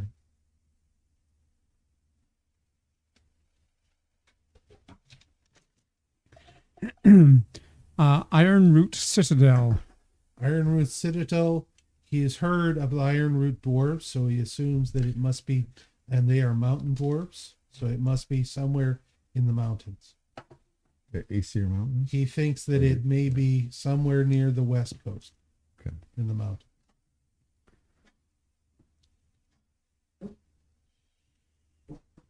Silver Shale. Silver Shale, he's never heard of before. Thunder Plains. Thunder Plains, someplace in the interior lands that he has no idea of. Sable Serpent Lake. Sable Serpent Lake is in Unkta territory. Sable serpents are pets of the Unkta. Of course, that makes sense. Shadow Gorge. And that place, by the way, you have on the map, it shows you the Unkta territories here, where the Great Lakes are. See, it says okay. Unkta. Okay. What was it? Shadow Gorge. He has never heard of Shadow Gorge. Lumina Cove, we know. Whispering Pass. Never heard of Whispering Pass either. Another landsman place that he's never. Viridian Cape. Viridian Cape, he believes, is on the west coast someplace. Okay, so we don't want that. On the shore, the west coast shore. So I'm thinking the most promising Okay, ones is that one that's straight north. Was it Verdantis? Verdantis or Celestia's Veil. Celestia's Veil. So one of those two. All right. Well, first of all, we have to go to we have to get back to the pinnacle. So may we borrow a whale? An Uber? Yes. Yeah. An Uber. Whale. An Uber. Nice. That was great. I don't think I can mute. I don't think I can mute that guy. I know. There are buttons on here that let me do that. Oh, wouldn't that be nice? That's one of my favorite things from the one of the videos that we've got up on YouTube is when I said whaley noises and everybody here went, "Oh." That was great. Okay. Fabulous. Yes, he says that he will dispatch you back to Lumina Cove on Phyrus. Yep. His whale.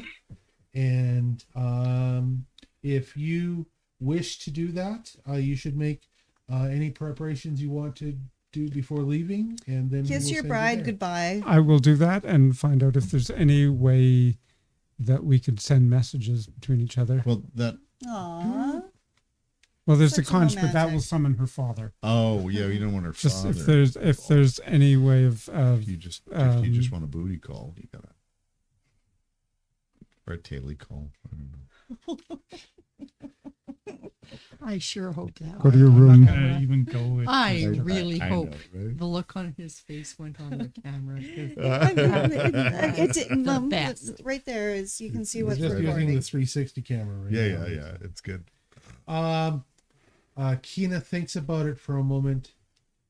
She gets a very troubled look on her face, and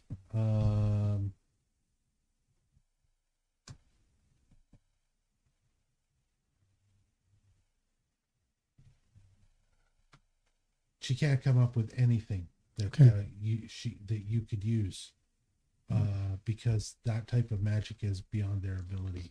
Is there Once it's outside their realm, there's Yeah. no way to well, it's still communicate the with them. conch. There's Yeah, the but you conch, gotta but be in that the water, Yeah. in the sea. Is he interested in trading with us? Maybe they've got something useful. Well, they already gave us a trunk full of. Yeah, Treasure. They may have some magical items that might work well. Us. I mean, who's earning it? Yeah, The one big Thaddeus earned cabin. it last night.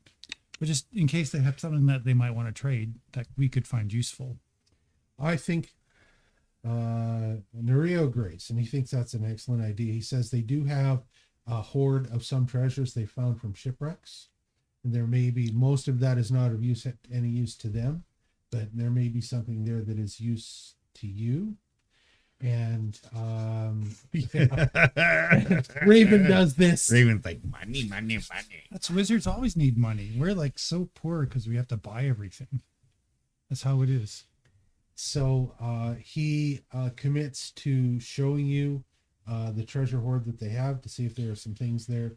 Maybe there's the arms or other things, and he's going to do that with you next week, because we are going to have to call it here and shut it down. I know it's a little early. Normally I go for another full hour. We would do another episode, but I'm still under the weather, and so I'm going to have to cut. We're going to have to I said only 2 episodes tonight.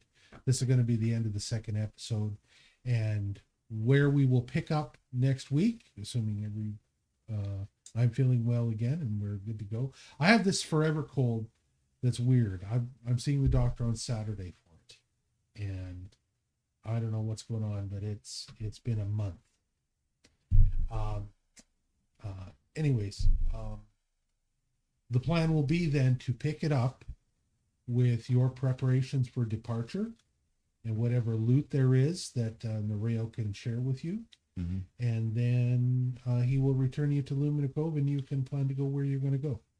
Okay, Cool. I'll We'll leave figure there. that out with the I'm portals. going to find an open area and arrange the stones on the seabed to say this. Okay. Ooh, all right. Okay. All right. Them's fighting words. Okay. Down with the iron. Down with them. Okay. Yeah. Nice. I will keep that here so that we can Nice. get that worked out. I'm going to leave messages everywhere Where we go. The controls are all- Terrific. Terrific. Well, thank you, Dave. Thank you. Yeah. Especially Yay. when you being Alright. so Good under job the this weather. That's right. We'd have nowhere to go. Fabulous game. Good. Good. All right, Rob, Thanks thank for you thanks very for much. everyone who You came are. You're and hitched now, watched. buddy. Yeah, thank you. Appreciate very much, you. everyone. God, those We houses will are try and be crazy. back next week, illness permitting.